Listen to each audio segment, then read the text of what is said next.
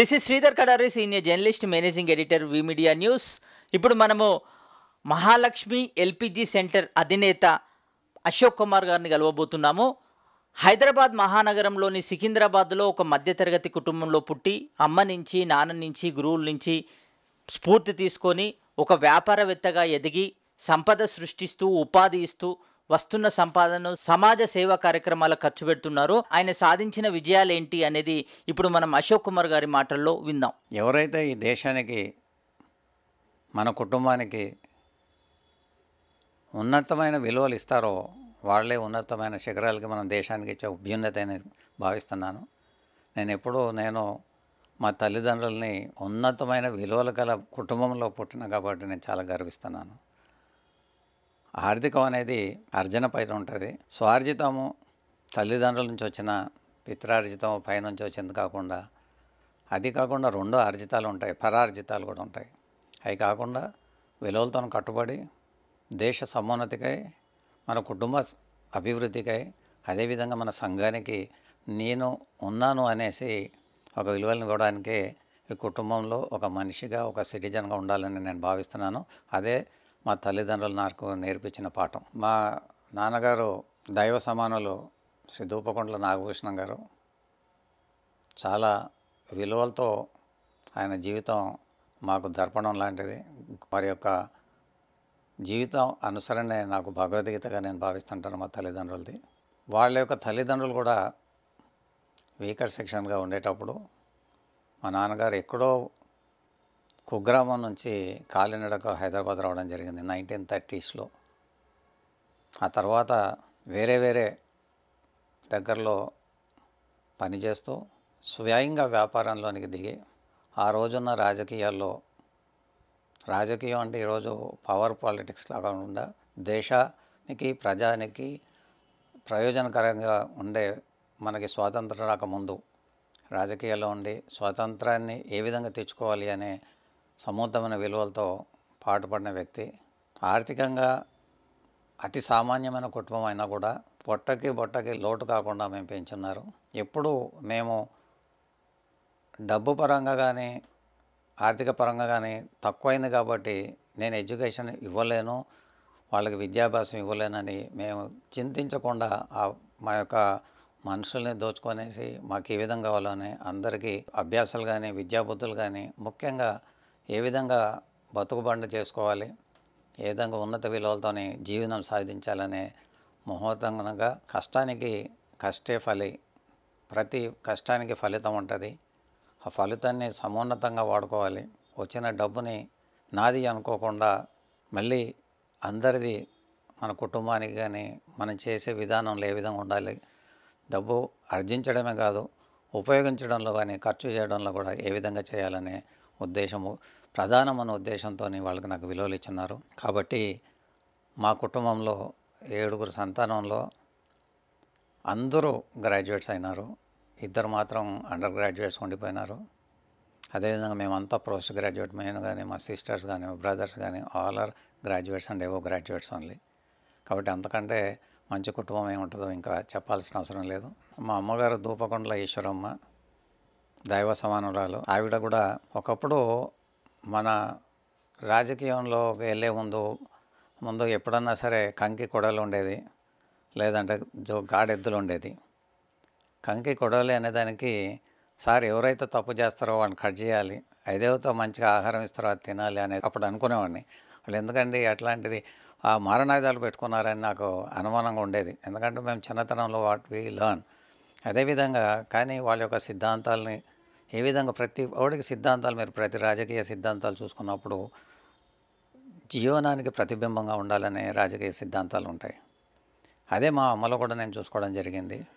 కాడెద్దులు ఎందుకంటున్నానంటే, ఒక కుటుంబంలో భార్యాభర్తలు ఇద్దరు కలిసి ఒక కుటుంబాన్ని సమిష్టిగా ముందుకు తీసుకెళ్తాని బాధ్యత ఉండేది, ఇద్దరు తీసుకున్నారు. మా అమ్మగారు కూడా మా నాన్నగారికి ధీటుగా కొద్ది గొప్ప నేను కూడా కొద్దిగా సంపాదించేసి నా కుటుంబాన్ని తీసుకున్నాను అనేది ఉన్నది.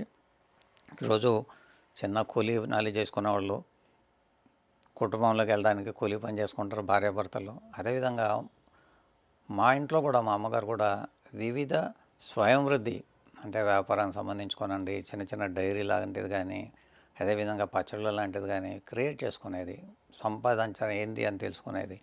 ఆ రోజు మిల్క్ గొల్లబొమ్మ డబ్బాలోనే ఉండేది. ఆ డబ్బాలో కట్ చేసినాక 5 పైసల నుంచి 2 పైసల నుంచి 1 పైసా నుంచి డబ్బా ముందు వెళ్ళినాక ఇంకో డబ్బా నింపేది.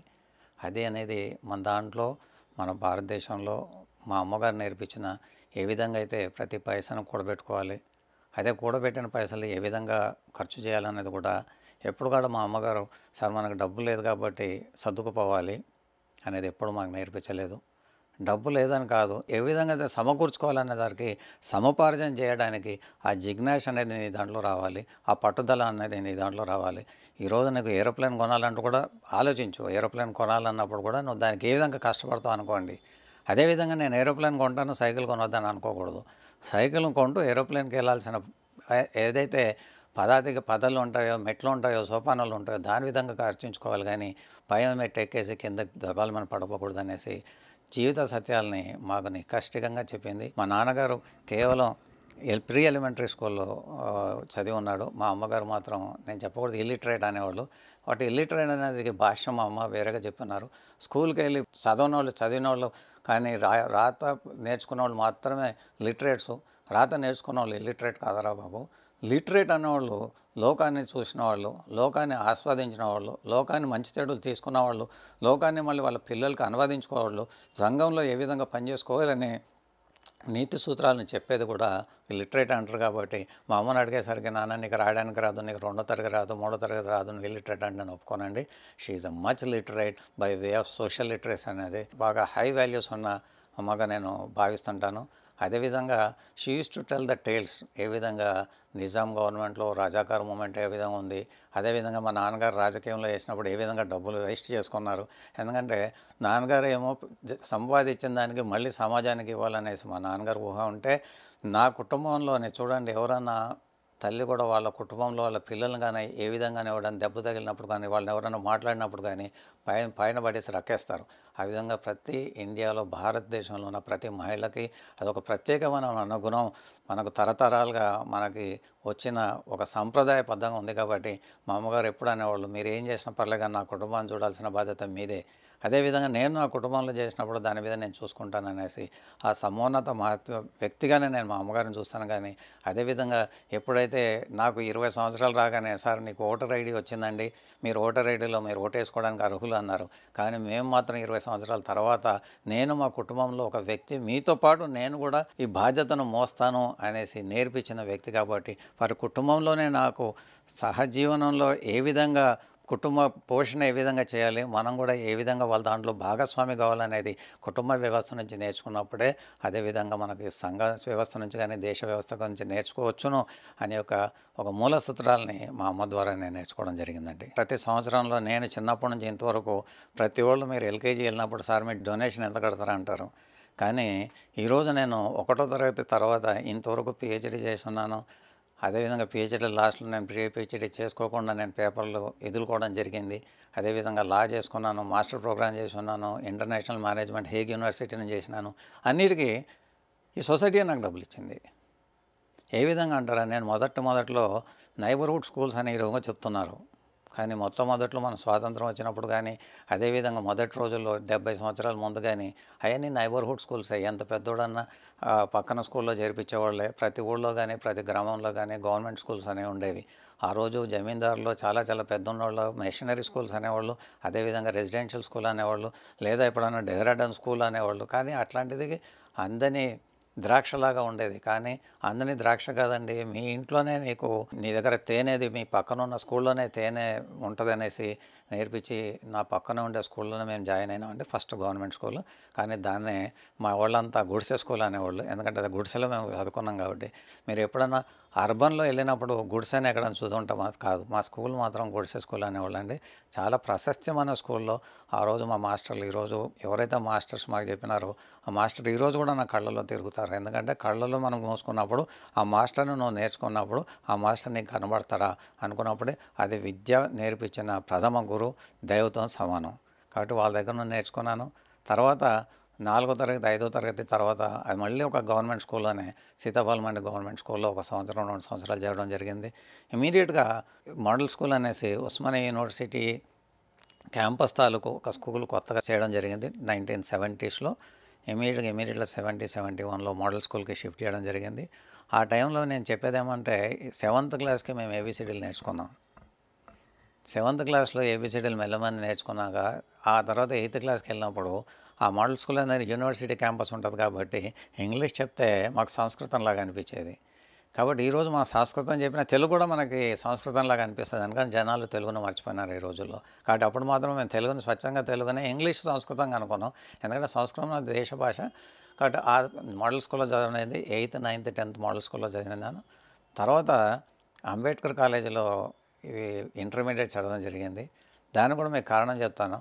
చుట్టుపక్కల దగ్గర ఉన్న కూడా అంబేద్కర్ కాలేజీలో ఎందుకు చదివినా అంటే మా నాన్నగారు ఆ టైంలో ఈరోజు ఒక రాజకీయవేత్తగా ఒక వెలుగు వెతికిన వెంకటస్వామి గారు దాని ఆధ్వర్యంలో అది కొత్తగా ఫస్ట్ కాలేజీ పెట్టున్నారు. కాబట్టి మా నాన్నగారు చూసేసి, సార్ మీరు అది కొత్త కాలేజీ, కృషి బాగా చేస్తారు, గవర్నమెంట్ కాలేజ్ అయినా పర్వాలేదు, వాళ్ళు దానికే రేటు తక్కువలోనే వాళ్ళు చేస్తున్నారు కాబట్టి నువ్వు చదవాలనేసి నాకు అంబేద్కర్ కాలేజీలో బైపీసీలో చేరడం జరిగింది. దాని తర్వాత నేను ఎస్పీ కాలేజీలో గ్రాడ్యుయేషన్ చేశాను. తర్వాత యూనివర్సిటీలో ఎంఎస్సీ చేసినాను. అదే యూనివర్సిటీలో 78-80లో ప్రొఫెసర్ సంజీవరావు గారి దగ్గర రీసెర్చ్ స్కాలర్లో జాయిన్ అయినాను. అన్ఫార్చునేట్గా నాకు పెద్ద యాక్సిడెంట్ జరగడం వలన నేను పిహెచ్డీని నేను కొనసాగించలేకపోయినాను. ఇది నా విద్యాభ్యాసం వరకు. కాబట్టి ఆ రోజు నుంచి ఈ రోజు వరకు విద్యాభ్యాసంలో నేను అంచెలంచెలుగా 10th క్లాస్లో నాకు 3rd క్లాసు అత్యవసర మార్క్ అంటే 49.4% అట్లా ఉండిపోయింది. 3rd క్లాస్ అనేవాళ్ళు కాదు కదా అప్పుడు. అరే మీరు 3rd క్లాస్ స్టూడెంటా అంటే అధమంగా అనేవాళ్ళు. కాబట్టి మేము ఆ రోజు ఫీల్ అయినాను. మా నాన్నగారు ఏమన్నారంటే, నేను ఒకసారి నా కంట్లో తడిపెట్టినప్పుడు మా ఎదురా ఏమైనా పాస్ అయిపోయినావు కదా, పాస్ అయిపోయినా, మరి ఎందుకు ఏడుస్తున్నావు, పాస్ అయితే అవ్వాలి కదా అన్నాడు. తర్వాత వాళ్ళు మాస్టర్ వచ్చినాక, అరే వాడు కంట్రీలో వచ్చినాడంటే 3rd క్లాస్లో వచ్చినందుకు అనుకుంటున్నారు. అరే కాదరా బాబు 94.46% ఉంది కాబట్టి నీకు ఒక గుణపాఠం అన్నారు. అదేవిధంగా ఇంటర్మీడియట్లోకి వచ్చేసరికి నేను 2nd క్లాస్కి వచ్చినాను. గ్రాడ్యుయేషన్లో వచ్చేసరికి ఏకంగా 75% తీసుకొని డిస్టింక్షన్ తీసుకున్నాను. అదేవిధంగా తెలుగు మీడియం నుంచి ఎంఎస్సీకి వెళ్ళినప్పుడు ఈక్వల్లీ అగైన్ ద 1st క్లాస్కు రావడం జరిగింది. అదేవిధంగా నేను ఎప్పుడైతే విద్యాభ్యాసం చెప్పేటప్పటికి పిహెచ్డీ చేసేటప్పుడు ఇమీడియట్గా నేను లా కూడా చేయాలనేసి లాలో జాయిన్ అయినాను. ఆ రోజుల్లో సార్ మీరు పిహెచ్డీ చేస్తున్నారు, లా చేయకూడదండి, ఒకటేసారి 2 కోర్సెస్ మేము అలో చేయరన్నారు. సార్ నేను పిహెచ్డీ అనేది నేను నేర్చుకుంటున్నాను, దానికి స్టడీ అనకూడదు కదనేసి మీమాంస అప్పుడే జరగడం జరిగింది. ఆయన కూడా ఒక కాలమాన పరిస్థితుల్లో ఉన్న ఒక నిబంధనల ప్రకారము నేను లా ఆ రోజు ఆపేయడం జరిగింది. ఆపినాక నాకు ఉన్న జిజ్ఞాస చాలా కష్టంగా ఉంది, ఎందుకు ఆపకూడదు అనేసి నాందేడ్లోకి వెళ్ళి అక్కడ లా మళ్ళీ తీసుకున్నాను. నాందేడ్లో 2 సంవత్సరాలు చదివినాక ఎక్కడ పోయి నా ఉస్మానియాలో పోయినది కాబట్టి నేను అక్కడ నాందేడ్లో చేస్తాను, అక్కడ చేయలేదు. మళ్ళీ చేయకుండా మళ్ళీ వచ్చేసి ఎప్పుడైతే పిహెచ్డీని నేను 83లో ఆపున్నానో మళ్ళీ 93-94లో ఆ ఎడ్యుకేషన్లో మొత్తం వెళ్ళిపోతే నాది ఒక 10 సంవత్సరాలు 8 సంవత్సరాల తర్వాత లాలో అడ్మిషన్ తీసేస్తున్నారు. కాబట్టి మళ్ళీ స్పెషల్గా మళ్ళీ అడ్మిషన్ లాలోనే తీసుకున్నాను. మళ్ళీ 95లో మళ్ళీ నేను లాలో కంప్లీట్ చేసుకున్నాను ఉస్మానియాలో. కాబట్టి నేను ఎక్కడైతే పోగొట్టుకున్నానో అక్కడనే సంపాదిస్తాననే విధిగా నేను మళ్ళీ లాను అక్కడే చేసుకున్నాను. కాబట్టి లా గ్రాడ్యుయేట్ అయినాను. తర్వాత 2009లో నేను ఎప్పుడైతే 50 సంవత్సరాలు దాటినాక అట్లాగే మీలాంటి ఒక పిల్లోడు వచ్చేసి, సార్ ఇప్పుడు మీ టైంలో 3వ తరగతి వచ్చినా కూడా మీకు ఎడ్యుకేషన్ ఈజీగా అయిపోయింది సార్, ఈరోజు చూడండి డిస్టింక్షన్ చేసుకున్నా కూడా మాకు ఉద్యోగాలు రావడం లేదు, చాలా కష్టం అండి మీరు అన్నాడు. కరెక్టే, కానీ కాలమాన పరిస్థితుల్లో నేను కూడా ఈ యొక్క సొసైటీగా నేను నిలదొక్కుంటాను అనేసి మళ్ళీ ఆ రోజు ఒక వారం 10 రోజులు మా కంపెనీలో చెప్పుకున్నాను, నేను పొద్దున్న సాయంకాలం ఉంటాను కానీ నా రూమ్లో నుంచి బయటకు రాను, జాగ్రత్త మీరు చూసుకోవాలనేసి. ఎంట్రన్స్ ఎగ్జామ్ రాసినాను, బీసీజే వచ్చింది. మరి బీసీజేలో వచ్చినాక నేను ఉస్మానియా యూనివర్సిటీలో బీసీజే జాయిన్ అయినాను. అయినాక ఎప్పుడైతే నేను వ్యాపారంలో ఒక గ్యారంటీగా నేను మొత్తంగా నా లైఫ్ ఏ విధంగా ఉందో పూర్తిగా నేను దీనికి నా సర్వశక్తులా ఒడ్డి సర్వశక్తులా నేను వాళ్ళకి కన్జ్యూమర్కి నేను కంపెనీకి ఇబ్బంది లేకుండా నేను పని చేస్తానని హామీ ఇచ్చినాను. కాబట్టి నేను రెగ్యులర్గా బీసీజే కోర్సులు వెళ్ళలేకపోయినాను. కానీ నా బీసీజేలో ఎవరైతే ప్రొఫెసర్స్ మాస్టర్స్ ఉన్నారో నా కాంటెంపరీస్ అప్పుడు అనేవాళ్ళు, సార్ మీరు సార్ రావడమే సార్, మీరు రాసేసి ఇచ్చేస్తుంటారు కదా అన్నాడు. కానీ ఎడ్యుకేషన్లో అటెండెన్స్ కూడా చాలా ఇంపార్టెంట్ అని నేను ఎడ్యుకేషన్లో అటెండెన్స్ ఇవ్వలేని పోలానా. ఈరోజు కూడా 209 నా రోల్ నెంబరు. 2005లో వెళ్తే ఎన్రోల్మెంట్ అడ్మిషన్. ఈరోజు కూడా నా సర్టిఫికేట్లు ఉస్మానియాలోనే ఉన్నాయి.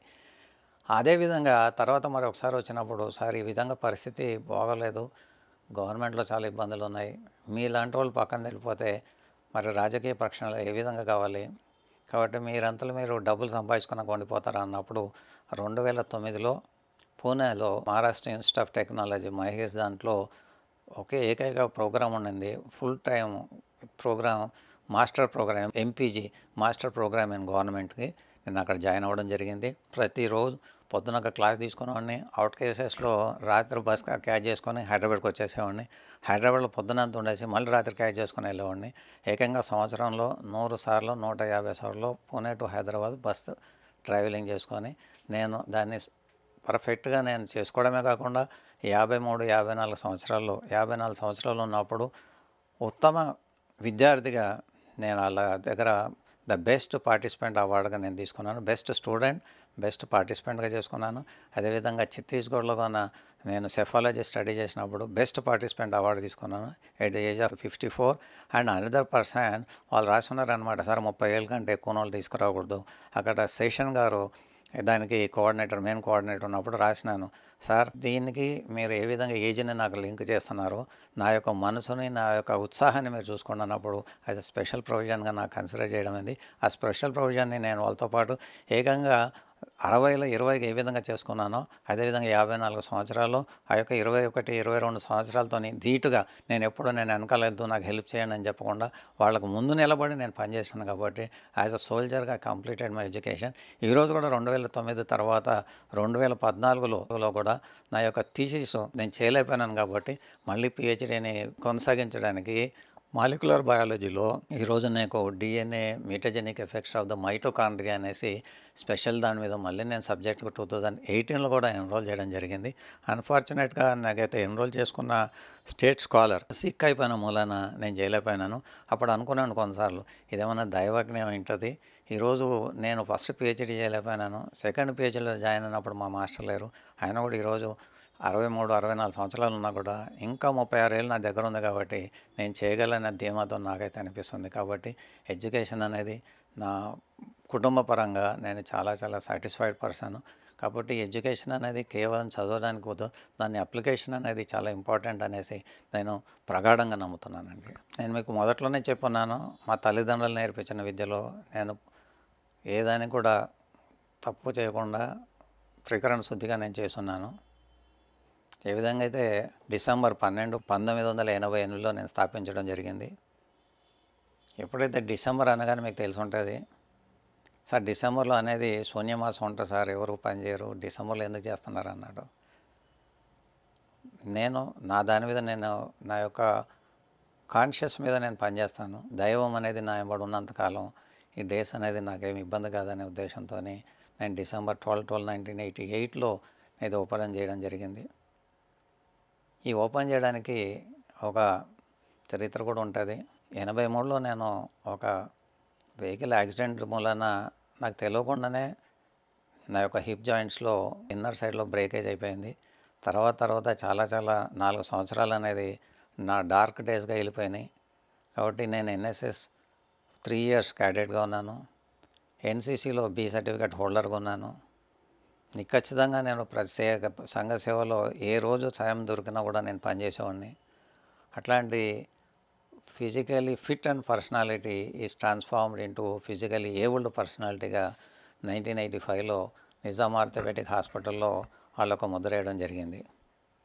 ఏమంటే దాని వలన టోటల్ బయోలెటరల్ హిప్ రీప్లేస్మెంట్ చేయడం జరిగింది. దానివల్ల డిఫరెంట్లీ ఏబుల్డ్ పర్సనాలిటీగా సర్టిఫికేట్ చేయడం జరిగింది. అప్పుడు ఏం చేసినారంటే 60% డిజేబుల్డ్ అని ఇచ్చున్నారు. తర్వాత 0 నుంచి 60 డిజబిలిటీ వెళ్ళింది. మళ్ళీ నేను ఏ విధంగా ఎబిలిటీ తీసుకోవాలి, అదేవిధంగా ది డిజేబుల్డ్ అని హౌ ఐ టు ఓవర్కమ్, అంటే స్ట్రాంగ్ ఉన్న పర్సనాలిటీ వీక్ అయినప్పుడు వీక్ ఉన్న పర్సనాలిటీని ఏ విధంగా వేరే పద్ధతులను మార్చుకొని నేను స్ట్రాంగ్ అవ్వాలనే ఉద్దేశంతోనే నేను మళ్ళీ ఒక వ్యాపారాన్ని ఏదైనా ఎంచుకోవాలి అంటే నా మొబిలిటీని తగ్గట్టుగా, నేను చేసే పనిలో తగ్గట్టుగా. ఫర్ ఎగ్జాంపుల్, నేను టీచింగ్ ప్రొఫెషన్లో కానీ రీసెర్చ్లో కానీ బయటికి వెళ్ళినప్పుడు తిరిగే స్తోమత నాకు లేకపోయింది. కాబట్టి ఎప్పుడు నేను 2 కర్రలతోని, ఊత కర్రలతో నేను నడిచేవాడిని. ఏ విధంగా ఎక్కాలన్నా నా దగ్గర లేకుండా ఉండింది. ఆ సమయంలో నేను స్వయం ఉపాధి ఏ విధంగా తీయాలి అని చేసి నేను మొదట్లో, అదేవిధంగా ఇంకో విషయం ఇక్కడ చెప్పాల్సి వస్తుంది. ఈరోజు వ్యాపారం చేసుకునే దానికి చాలామంది సార్ ఎంత డబ్బు అవసరం ఉంటుంది, పెట్టుబడి లేని ఎవడైనా వ్యాపారం చేస్తాడా, అదంతా పెట్టుబడిదారి వ్యవస్థ అండి, వ్యాపారాన్ని ఏ విధంగా ఊహిస్తావు, ఏదో మా కొడుకు జాయిన్ అయిపోయినప్పుడు ఒక ఉద్యోగంలో చేరిపోతే పెళ్లి చేసేసుకుంటే వాళ్ళ లైఫ్ తగ్గిపోతుంది అనేది అవగతంగా ఉంటుంది మధ్యతరగతి వాళ్ళకి. నేను ఆ యొక్క విన్నపం ఏమంటే, మనిషి యొక్క లోపల ఉన్న శక్తిని ఎప్పుడు నివురుగప్పిన నిప్పుగానే చూడాల్సింది, కానీ దాని మీద నీరు పోయొద్దని నేను చెప్తాను. చాలా పెద్దవాళ్ళకు కూడా, తల్లిదండ్రులు కూడా నేను చెప్పే సలహా ఒకటే, పిల్లలకి వాళ్ళ యొక్క అనుగుణంగా, వారి యొక్క అభిమతిని అనుగుణంగానే మీరు వాళ్ళని మోల్చడానికి చేయండి.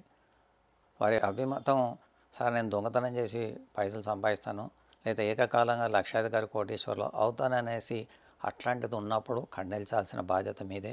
అదేవిధంగా మంచిగా వెళ్ళేటప్పుడు, కష్టాలు ఉన్నప్పుడు బాబు ఎందుకు కష్టపడతావు అనుకోకుండా వాడికి ఉత్తరం ఇచ్చిన బాధ్యత మీదే ఉంటుంది. అది మా తల్లిదండ్రుల నుంచి నేను నేర్చుకున్న సత్యంగా నేను భావిస్తున్నాను. అదేవిధంగా ఎప్పుడైతే ఫిజికల్లీ డిఫరెంట్ ఏబుల్డ్ పర్సనల్గా నేను డెవలప్ అయినానో, మొట్టమొదట్లో అయ్యే ముందు కూడా, అయినాక నేను వేరే వర్క్స్ నేను చేసేవాడిని. ఎందుకంటే థ్యాంక్స్ గివింగ్ అనేది, నేను నిజాం ఆర్థోపెడిక్లో 6 నెలల వరకు నేను వైద్యం తీసుకునేటప్పుడు ఒక్క పైసా కూడా ఇవ్వలేదు. కాబట్టి అదేవిధంగా పిహెచ్డీ చేసే వరకు కూడా నేను విద్య కోసం నేను ఎక్కడ ఖర్చు పెట్టలేదు. కాబట్టి ఇది నాకు ఎక్కడి నుంచి వచ్చింది, కేవలం ఈ దేశం నాకు ఇచ్చిందే, ఈ సంఘం నాకు ఇచ్చిందే. అదేవిధంగా చిన్న పెద్ద కాకుండా ప్రతి వాళ్ళు వాళ్ళ ట్యాక్స్ రూపంలో ఇచ్చిన డబ్బులు ప్రభుత్వ పరంగా వివిధ రూపాల్లో వెచ్చించడంలో ఒకటి విద్యా సదుపాయం నేను తీసుకున్నాను, వైద్య సదుపాయం కూడా నేను తీసుకున్నాను. కాబట్టి నేను ఇమీడియట్గా మళ్ళీ నాకు మళ్ళీ ఏ విధంగా వాళ్ళకి return we want to give అంటే, అది నా యొక్క సంకల్పం ఏమంటే, నేను కూడా వాళ్ళకు ఉడత భక్తిగా నేను కూడా కొద్దిగా వాళ్ళకి ఇవ్వాలి. వాళ్ళు ఏమంటారంటే, నేను అంత పెద్ద పదాలను నేను ఎక్కువ వాడలేను. ఏ విధంగా అంటే, దక్షిణ అనేసి గురుదక్షిణ అని అంటారో, లేకపోతే సంఘ దక్షిణ అంటారో, ఆ దక్షిణ మరి ఒకసారి మనకి ఇవ్వాలనేసి నేను ప్రగాఢంగా నమ్మేవాడిని. ఆ రోజు నేను ఆల్ ఇండియా రేడియోలో అడ్వైజరీ కమిటీలో శాస్త్రి గారు అని అతను తీసుకున్నాడు. నేను ఆయన ఎందుకు తీసుకున్నాడో నేను ఇప్పుడు చెప్పలేను. ఏ విధంగా నన్ను ఆయన ఆకర్షించినాడో నాకు చెప్పలేను. ఎవరి ద్వారా వాళ్ళ దగ్గరికి వెళ్ళినారో కూడా నేను చెప్పలేను. కానీ నేను ఆల్ ఇండియా రేడియోలో అడ్వైజరీ బోర్డు మెంబర్గా అయినప్పుడు నేను was given more than 30 talks నేను ఇవ్వడం జరిగింది. ఆ రోజు కూడా సంఘంలో యొక్క ప్రతి దాన్ని నేను వెలికి చూసి, దాని యొక్క మధ్యతరగతి కానీ సామాన్య జనానికి, మధ్యతరగతి అనేది నన్ను సామాన్య ప్రజానికానికి అద్భుతమైన కల్పనలు ఉంటాయి మైండ్లో. వాళ్ళ యొక్క కల్పనల్ని కార్యరూపం దాల్చుకోవడానికి ప్రతి ఒళ్ళు వాళ్ళ యొక్క వారధి కావాలని నేను ఆకాంక్షిస్తూ వస్తాను. అదేవిధంగా నేను ఆల్ ఇండియా రేడియోలో అడ్వైజరీ బోర్డు మెంబర్ అయినప్పుడు నాకు 250 రూపాయలు వాళ్ళు ఒక మీటింగ్ అటెండ్ చేసుకుని ఇప్పించేవాళ్ళు. అప్పుడు నేను చాలా గిల్టీ ఫీల్ అయ్యాను. నేను సాధించుకుంది ఏం లేదు, మళ్ళీ మెంబర్గా నేను కూర్చొని నేను డబ్బులు తీసుకుంటున్నాను, నేను దానికి అమ్ముడిపోతున్నాను. I don't want to sell myself, my knowledge, whatever I learn from the society, again I'm giving something to the society for which I'm getting money. కాబట్టి ఇది నాకు న్యాయబద్ధంగా కానీ ధర్మబద్ధంగా అనిపించలేదు. అప్పుడు 250 రూపాయలు ఎప్పుడు వేసుకునేవాడిని కాదు. అప్పుడు స్టేషన్ డైరెక్టర్ అన్నారు, బాబు నువ్వు ఎందుకు వేసుకోవడం లేదు అన్నాడు. కాబట్టి నేను నా యొక్క ఏదైతే నేను తీస్తున్నానో విద్యాదానం కాదు, నాకు తెలిసిన దానం కూడా అంటం లేదు. నేను పంచుకోవడంలో నేను కూడా దాన్ని సమిష్టిగా నేను నేర్చుకునే దానికి నేను ఇస్తున్నాను. కాబట్టి నేను తీసుకోవడం నాకు భావ్యంగా అనిపిస్తుండడం లేదు సార్ అన్నాను. లేదండి మీరు తీసుకోండి, మీరు తీసుకోకపోతే ఇన్ఫెక్షన్స్ అయిపోద్ది, లేదు అంటే మీరు లేకుండా మేము ఇస్తాను, మా మీద అబండాలు వస్తున్నాయి కాబట్టి మీరు తీసుకోండి అన్నాడు. అది తీసుకునేటప్పుడు నేను ఆ డబ్బులు తీసుకొని ఒక సెంట్రల్ బ్యాంక్ ఆఫ్ ఇండియా ఈరోజు కూడా గుర్తుందంటే అక్కడ 250 రూపాయలు చొప్పున వేసుకునేవాడిని. దాంట్లో మొట్టమొదటిగా ఆ రోజు 10 రూపాయలు వేసుకుంటేనే మాకు అకౌంట్ ఓపెన్ చేసేది. మొట్టమొదటి 10 రూపాయలు మా నాన్నగారి దగ్గర నుంచి తీసుకున్న 10 రూపాయలు మాత్రమే అది. ఆ తర్వాత సెంట్రల్ బ్యాంక్లో అకౌంట్ చేసుకున్నాక 250 కూడా మొదట్లో నేను తీసుకోలేదు. 2 సంవత్సరాల్లో 8 సార్లు నాకు వచ్చేది. కాబట్టి నేను 4 మాత్రం వేసుకున్నాను. 4 మాత్రలు వేసుకునేటప్పుడు ఆయన చెప్పినా కూడా నేను వేసుకోవడానికి నేను శంకించినాక 2 నెలలు 3 నెలల తర్వాత అయితే వేస్తే అది ఇన్ఫెక్షన్స్ అయిపోయింది సార్, మళ్ళీ సంతకం తీసుకుని నేను తీసుకోలేదు. కాబట్టి 750 రూపాయలు 800 రూపాయలు నా దగ్గర ఉండినాయి. ఆ 800 రూపాయలతోనే మొదటిసారి నేను పెట్రోల్ బంక్కి నేను అప్లై చేయడం జరిగింది. దాంట్లో నేను సెలెక్ట్ అయినండి. దాంట్లో సెలెక్ట్ అయినప్పుడు కూడా 300 రూపాయలు నేను ఖర్చు పెట్టుకోవడం జరిగింది. కాబట్టి 420 430 రూపాయలు ఎంతో ఉండింది. దాంట్లో నాకు రిటర్న్ ఆఫ్ ఇన్వెస్ట్మెంట్ సరిగ్గా లేకుండింది. కాబట్టి ప్రతి ఒక్కటి సార్ మేము ఇచ్చేస్తామండి, 1,00,000 రూపాయలు ఇస్తాము, లేదా మేము ఇస్తాం మాకు ఇచ్చేయండి అన్నారు. కానీ ఎందుకు ఇవ్వమంటున్నారో నాకు అర్థం కాలేదు. నాకు చేయని పని వాడు నాకు చేసి నాకు డబ్బులు ఏ విధంగా ఇస్తాడో నాకు అర్థం కాలేదు. కాబట్టి నేను దాన్ని ఎపెక్స్ కౌన్సిల్ వరకు తీసుకెళ్ళడం జరిగింది. మీకు 6 నెలలు మీకు టైం ఇస్తామండి, తర్వాత మేము క్యాన్సిల్ చేస్తారన్నారు. కాబట్టి నేను ఆయిల్ కంపెనీలో అడిగాను, సార్ మీరు ఇది ఏ విధంగా చేస్తారని నాకు చెప్పండి. నేను సెల్ఫ్ ఎంప్లాయ్మెంట్ స్కీమ్లో చేస్తున్నాను కాబట్టి మీరు చెప్పే బాధ్యత మీ మీద ఉంటుంది. కాబట్టి మీరు చేసే వరకు నాకు క్యాన్సిల్ చేయకూడదని ఒక పెటిషన్ పెట్టడం జరిగింది. అప్పుడు తిన్నగా వాళ్ళు వచ్చేసారు, మీరు ఎన్ని రోజులైనా చేసుకోండి కానీ ఇట్లాంటి పెటిషన్ నేను ఫ్యూచర్లో పెట్టొద్దు సార్ అన్నారు. సార్ మీకు ఇబ్బంది పెట్టనని నేను నాకు వద్దని రాయడం జరిగింది. ఆ రోజు చాలామంది అన్నారు, సార్ మీకు ఎందుకండి రావటం లేదు, రాజకీయ నాయకులకి రాదు, మీకు ఎందుకో వచ్చిందండి, దైవ కృపతో వచ్చింది, మీరు మాకు ఇచ్చుంటే మీకు ఇంట్లో కూర్చోబెట్టి 1,00,000 రూపాయలు అంటే నేను నా మేధోశక్తిని కానీ Ashok Kumar is not saleable good అదే నేను చెప్తున్నాను. ఆ రోజుకి ఈ రోజుకి అదే చెప్తున్నాను. ఆయన Ashok Kumar is not a saleable good. కాబట్టి ఆ విధంగా ఉన్న 420-30 రూపాయలతోని మళ్ళీ నేను గ్యాస్ కంపెనీకి అప్లై చేసుకోవడం జరిగింది. దాంట్లో కూడా నేను కృతజ్ఞతలు అయినాను. కాబట్టి ఆ రోజు మాకు 2,50,000 రూపాయలు నికరంగా మీ దగ్గర ఉండాలని చెప్పినారు. కాబట్టి 425 430 పాస్బుక్తోనే నేను తీసుకెళ్ళడం జరిగింది. 430 వెళ్ళినప్పుడు అక్కడ జడ్జిలు ఆ రోజు ప్యానల్ అనేది స్టాఫ్ సెలక్షన్ బోర్డు ఉండేది, ఆయిల్ సెలక్షన్ బోర్డు ఉండేది. ఆ రోజు అన్నారు, సార్ మీరు 426 రూపాయలతో తీసుకొచ్చినారండి, 2.5 లక్షలు తేవాలని తెలుసు కదా అన్నాడు. సార్ నేను ప్రాజెక్ట్ రిపోర్ట్ ఇస్తున్నానండి, how I can able to create 2.5 lakhs, but I don't want to keep the 2.5 lakhs. The people was keeping the 2.5 lakhs, he cannot to perform any business. కాబట్టి పర్ఫామ్ చేసుకున్నటువంటి జబ్బులో డబ్బులు పెట్టుకొని చేసుకోవడండి, ఆ డబ్బులు ఏ విధంగా సంపాదించాలి అనేది ఒక ప్రణాళికబద్ధంగా చేసుకొని మేము సెలెక్ట్ చేసుకుంటాం సార్, మీరు నాకు అవకాశం ఏంటి నేను చూపిస్తాను అని చెప్పాను. అదేవిధంగా వాళ్ళ యొక్క పెద్ద మనసుతో కన్సిడర్ చేసుకున్నారు. కన్సిడర్ చేసి నాకు 426 రూపాయలు ఉన్నప్పుడు కూడా నన్ను కన్సిడర్ చేసి ఈరోజు ఇచ్చున్నారు. కాబట్టి అదేవిధంగా ఈరోజు సెలక్షన్ ప్రాసెస్ చూసుకుంటే మీకు 20 లక్షల రూపాయలు మీకు బ్యాంకు బ్యాలెన్స్ ఉండాలండి. అదేవిధంగా ల్యాండ్ ఉన్న వాళ్ళకి ప్రిఫరెన్స్ చేస్తాము. ఆ యొక్క క్రైటీరియాలో అని చూసుకుంటే నేను అప్పుడు డిస్ట్రిబ్యూటర్ అయ్యేవాడిని కాదు.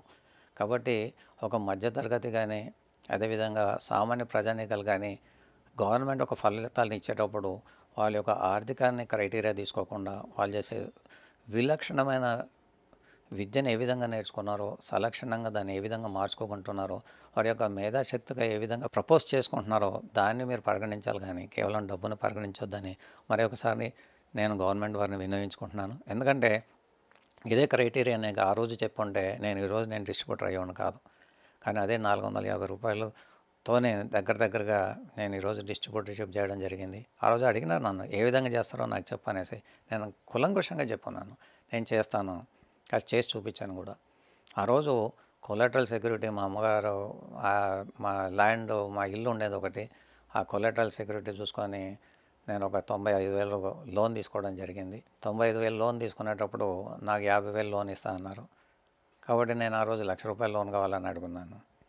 కాబట్టి మీకు 1,00,000 రూపాయలు ఇవ్వనని చెప్పన్నాడు ఒక మేనేజర్ కాబట్టి. కాబట్టి మీరు ఎందుకు ఇవ్వరండి 1,00,000 రూపాయలు? లేదండి, you are not eligible, it అన్నాడు గివ్ అన్నాడు.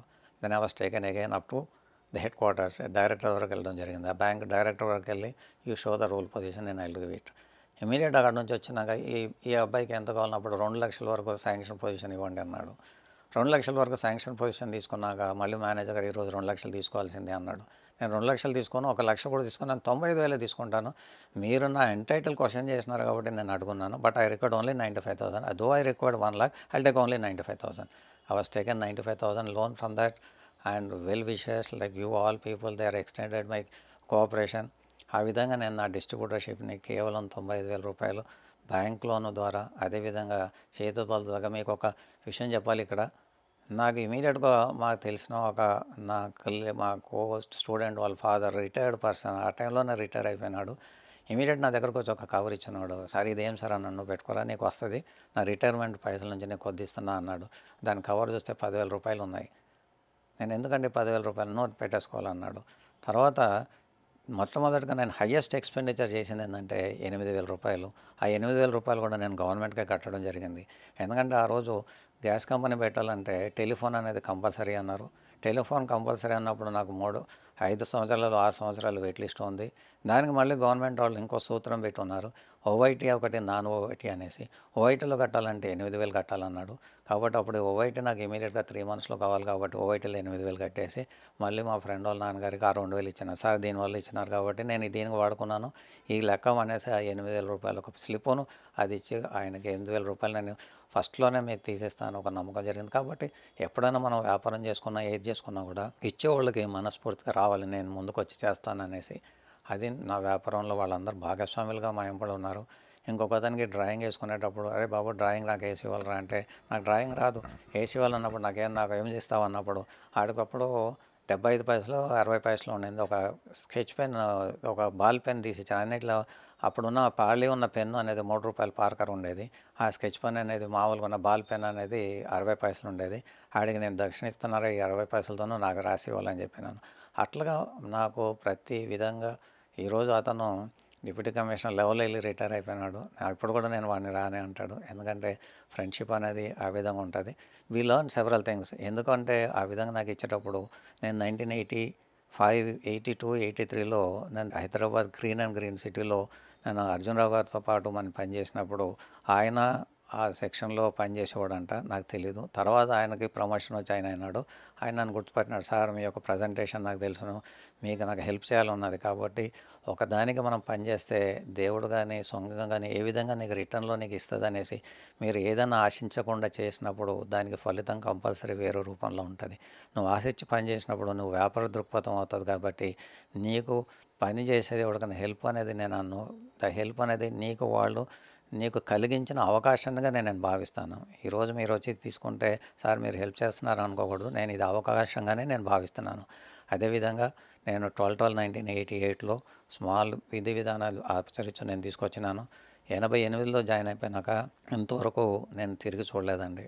అచంచలుగా ఆ రోజు నేను 95,000 రూపాయలు నేను గవర్నమెంట్ నుంచి లోన్ తీసుకొని వితిన్ 3 ఇయర్స్ స్పాన్లో ఒక డిఫాల్టర్ లేదు, అదేవిధంగా డిఫర్ పేమెంట్ లేదు, అదేవిధంగా వాళ్ళకి డబ్బులకి నేను ఏమైనా లెక్కపత్రం అడగకుండా ప్రతి దానికి 95,000 రూపాయలకి ఆనాకానితో సహా పైసాతో సహా నా ప్రాజెక్టులకు ఎక్స్పెండిచరు మళ్ళీ వాళ్ళకి సబ్మిట్ చేశాను. యూజువల్ ఏంటంటే ప్రాజెక్ట్ రిపోర్ట్ ఇచ్చినాక లోన్ 95,000కి లోన్ ఇచ్చినాక దాన్ని ఎంత ఖర్చు పెట్టాలో నాకు తెలియదు కాబట్టి ఆ ఖర్చు చేసిన దానికి నేను వాళ్ళకి లెక్క ఇవ్వడం జరిగింది. అప్పుడు మేనేజర్ గారు అన్నారు, నీకు ఈ లెక్క ఇచ్చిందాక నేను అడగలేదు కదా అన్నాడు. కానీ నా బాధ్యత సార్ ఇది, నేను మీరు ఇచ్చిన దానికి లెక్క చెప్తున్నాను, అదేవిధంగా ఖర్చు చేస్తానని చెప్తున్నాను.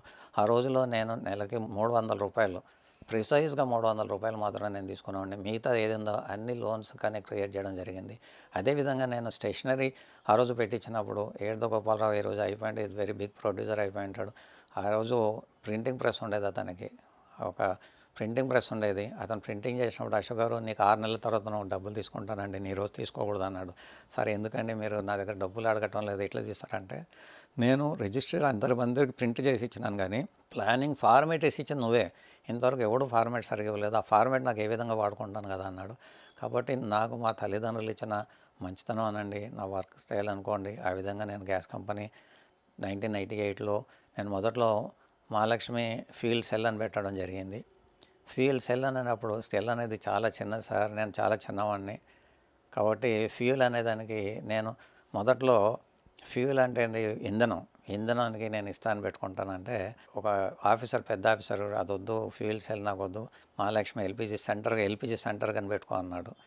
కానీ మంచి చెడు ఏదైనా పర్లేదు, ఆ రోజు ఆయన పెద్ద ఆఫీసర్గా ఉన్నాడు, నేను చాలా స్మాల్ డిస్ట్రిబ్యూటర్గా ఉన్నా కాబట్టి సరే అని మొదట్లో రిజిస్ట్రేషన్ ప్రింటింగ్ అన్నీ కూడా ఫ్యూయల్ సెల్లే ఉంటుంది, ఇప్పుడు కూడా చూపిస్తాను. తర్వాత ఎల్పిజి సెంటర్ అన్నాడు కాబట్టి ఆ విధంగా ఎల్పిజి సెంటర్గా మార్చుకోవడం జరిగింది. ఆ ఎల్పిజి సెంటర్ నుంచి ఈ రోజు వరకు నేను నా ధైర్యంగా చెప్పగలుగుతాను మోర్ దెన్ 1.5 crores ట్యాక్స్ కట్టినాను. ఈ రోజు వరకు నేను 1.5 crores కంటే ఎక్కువ ట్యాక్స్ కట్టినాను కాబట్టి నేను ఖచ్చితంగా నేను చెప్తాను, ప్రభుత్వం అనేది నాదే, ప్రజలదే.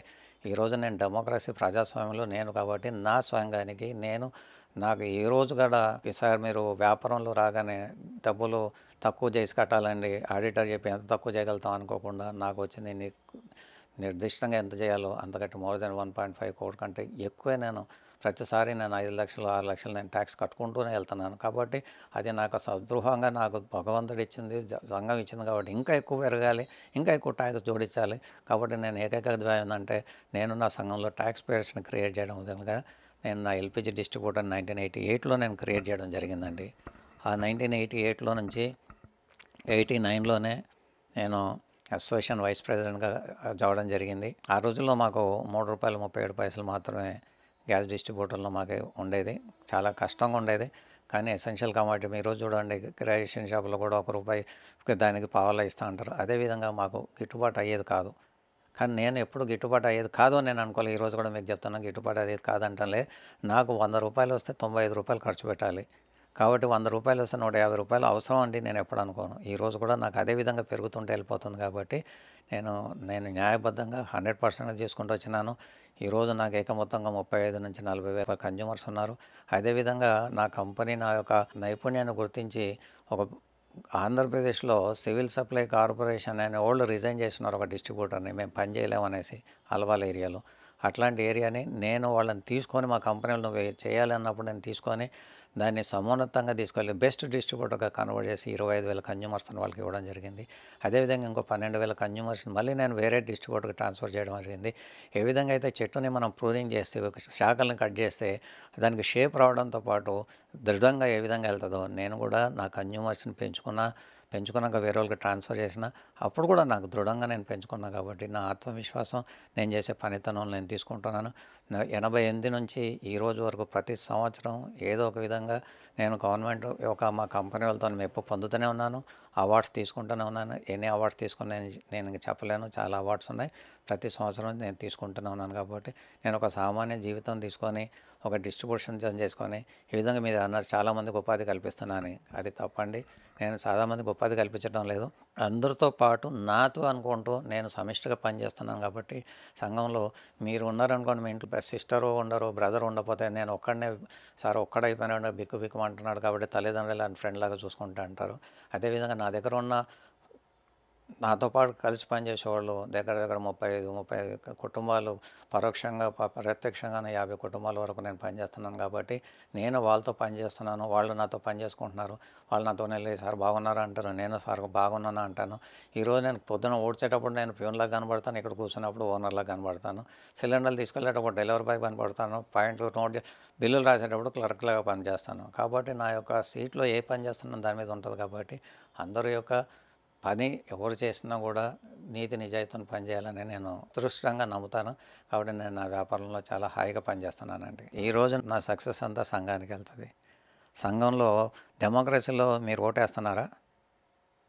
కాబట్టి ఓటేసినప్పుడు ఈ సంఘానికి వచ్చినప్పుడు ప్రతి మూలన ప్రతి ఎవరు పనిచేస్తారో తెలీదు.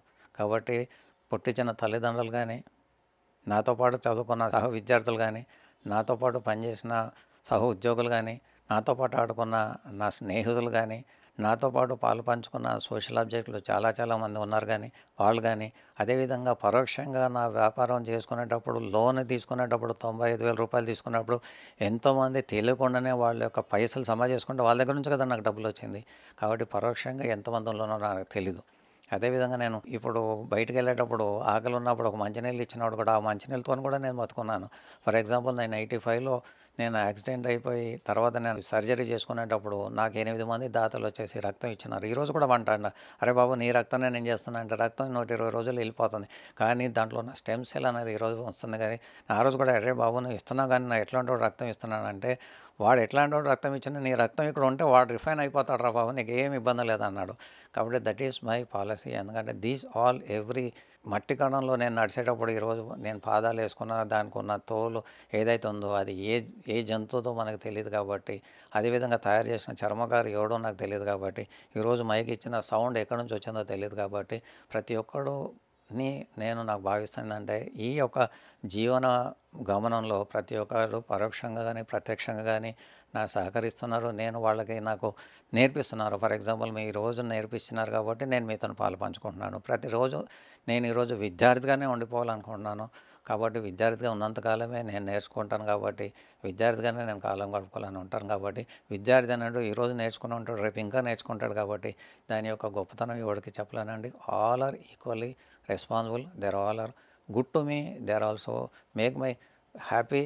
కాబట్టి హ్యాపీనెస్ అనేది మనసులో ఉండాలి. రేపొద్దున పంచపక్ష పర్వాణాలు 5 స్టార్ హోటల్ భోజనం చేసేటప్పుడు స్టమక్ అప్సెట్ అయిందనుకోండి, మీరు ఏం చేస్తారు? భోజనం చేయలేరు. అదేవిధంగా పంచపక్ష పర్వాణాలు భోజనం చేస్తారు, భోజనం చేసినాక బయటికి రాగానే స్టమక్ అప్సెట్ అయిపోయింది అనుకోండి, అది మొత్తం డ్రైన్ అవుట్ అవుతుంది. అదేవిధంగా మీ ఇంట్లో మీ లిక్కర్ లేనప్పుడు ఎవరో ఒకళ్ళు ప్రసాదం పెట్టినప్పుడు చిన్నగా ఒక గుప్పెడు ఏదైనా ఒకటి తినేసి లేదా ఏదో ఆ కొబ్బరి నీళ్ళు ఏమన్నా ప్రసాదం తీర్థంలాగా తాగినారు అనుకోండి, ఆ కణాలు మీ దాంట్లోకి వెళ్ళి నీకు శక్తి ఇచ్చి ఆ శక్తితో మీరు ఏదైనా పని చేసినప్పుడు అది పనిచేసిందా, 5 స్టార్ హోటల్లో పనిచేసిందా? కాబట్టి ఏ విధంగా ఎవరు ఎంతవరకు పనిచేస్తారో అది చెప్పలేనండి. కాబట్టి అందరు కలిసి ఈ జీవన గమనంలో ప్రతి ఒక్కళ్ళు చాలా చాలా మట్టి కణాల్లాగా మనకు పనిచేసి ఈ సౌధాన్ని నిర్మించినారు. కాబట్టి నేను అందరికీ పేరు పేరున నేను రుణపడి ఉంటాను. అదేవిధంగా ఎల్లప్పుడూ నేను సంఘానికై నా యొక్క సాయశక్తిలో పనిచేస్తానని మరొకసారి చెప్తాను. నేను నా ఎల్పిజి డిస్ట్రిబ్యూటర్స్ యొక్క డిస్ట్రిబ్యూటర్నే కాకుండా నేను ఏ విధంగా అయితే నేర్చుకున్నానో 10 మందికి కూడా నేర్పించాలి, వారి యొక్క అభ్యున్నతికి పాటుపడాలనే సదుద్దేశంతోనే నేను వివిధ హోదాల్లో పనిచేయడం జరిగింది, పనిచేస్తున్నాను కూడా.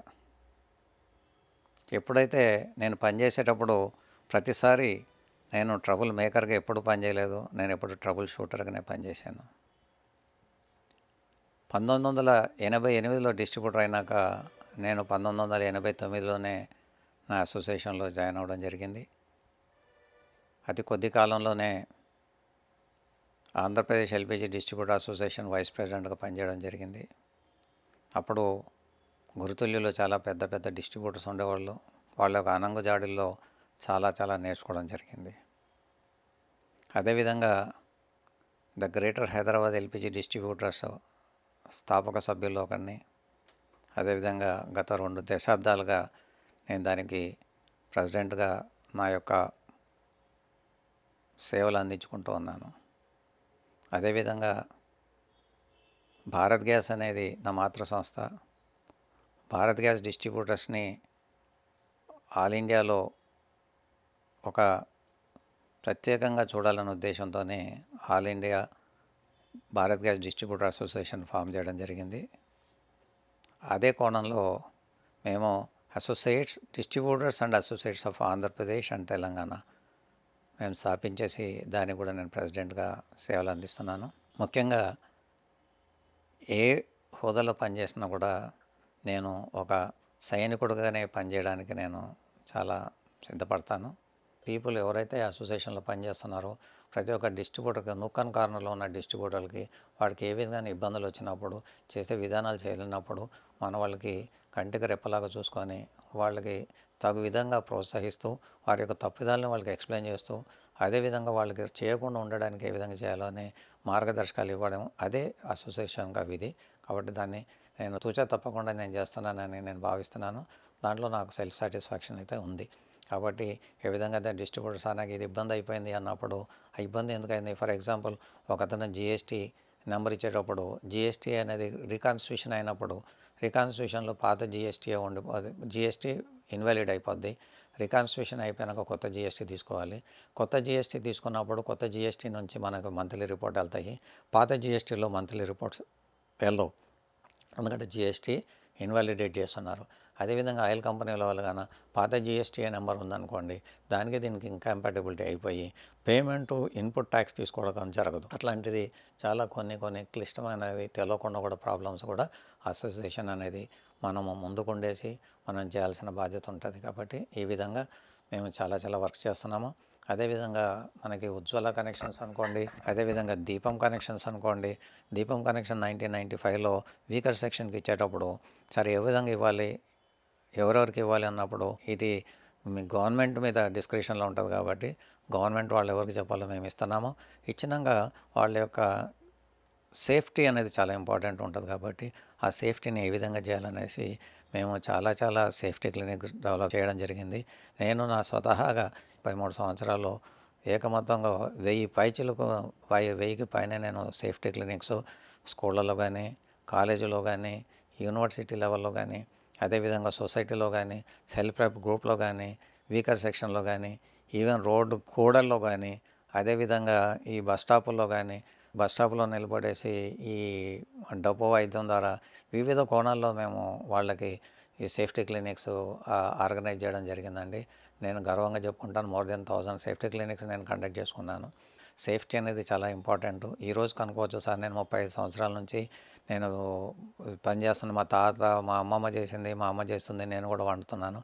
కాబట్టి సేఫ్టీ అంటే ఏముంటుంది సార్, ఇది ఏముండదండి. స్టవ్ ఆన్ చేయాలి, వెలిగించుకోవాలి, అయిపోగానే క్లోజ్ చేయాలి, నాది అయిపోద్ది, అంతకంటే ఏముంటుంది సార్ దీంట్లో కొనేది అనుకోవచ్చు. ఎల్పిజి లిక్విఫైడ్ ఎల్పిజి గ్యాస్ అంటారు దీన్ని.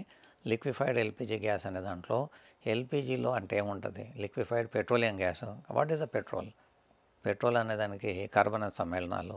అంటే కార్బన సమ్మేళనం ఏ పాటి కార్బన సమ్మేళనాలు ఉంటాయి అంటే దాంట్లో మనం ప్రొపేన్, ఈథేన్, మీథేన్, హెప్టేన్ అట్లాగా మనకి ఒక కార్బన్ ఉన్న సమ్మేళనాన్ని మీథేన్ నుంచి తీసుకొని హెక్టేన్, నానేన్ వరకు వెళ్ళిపోతాయి.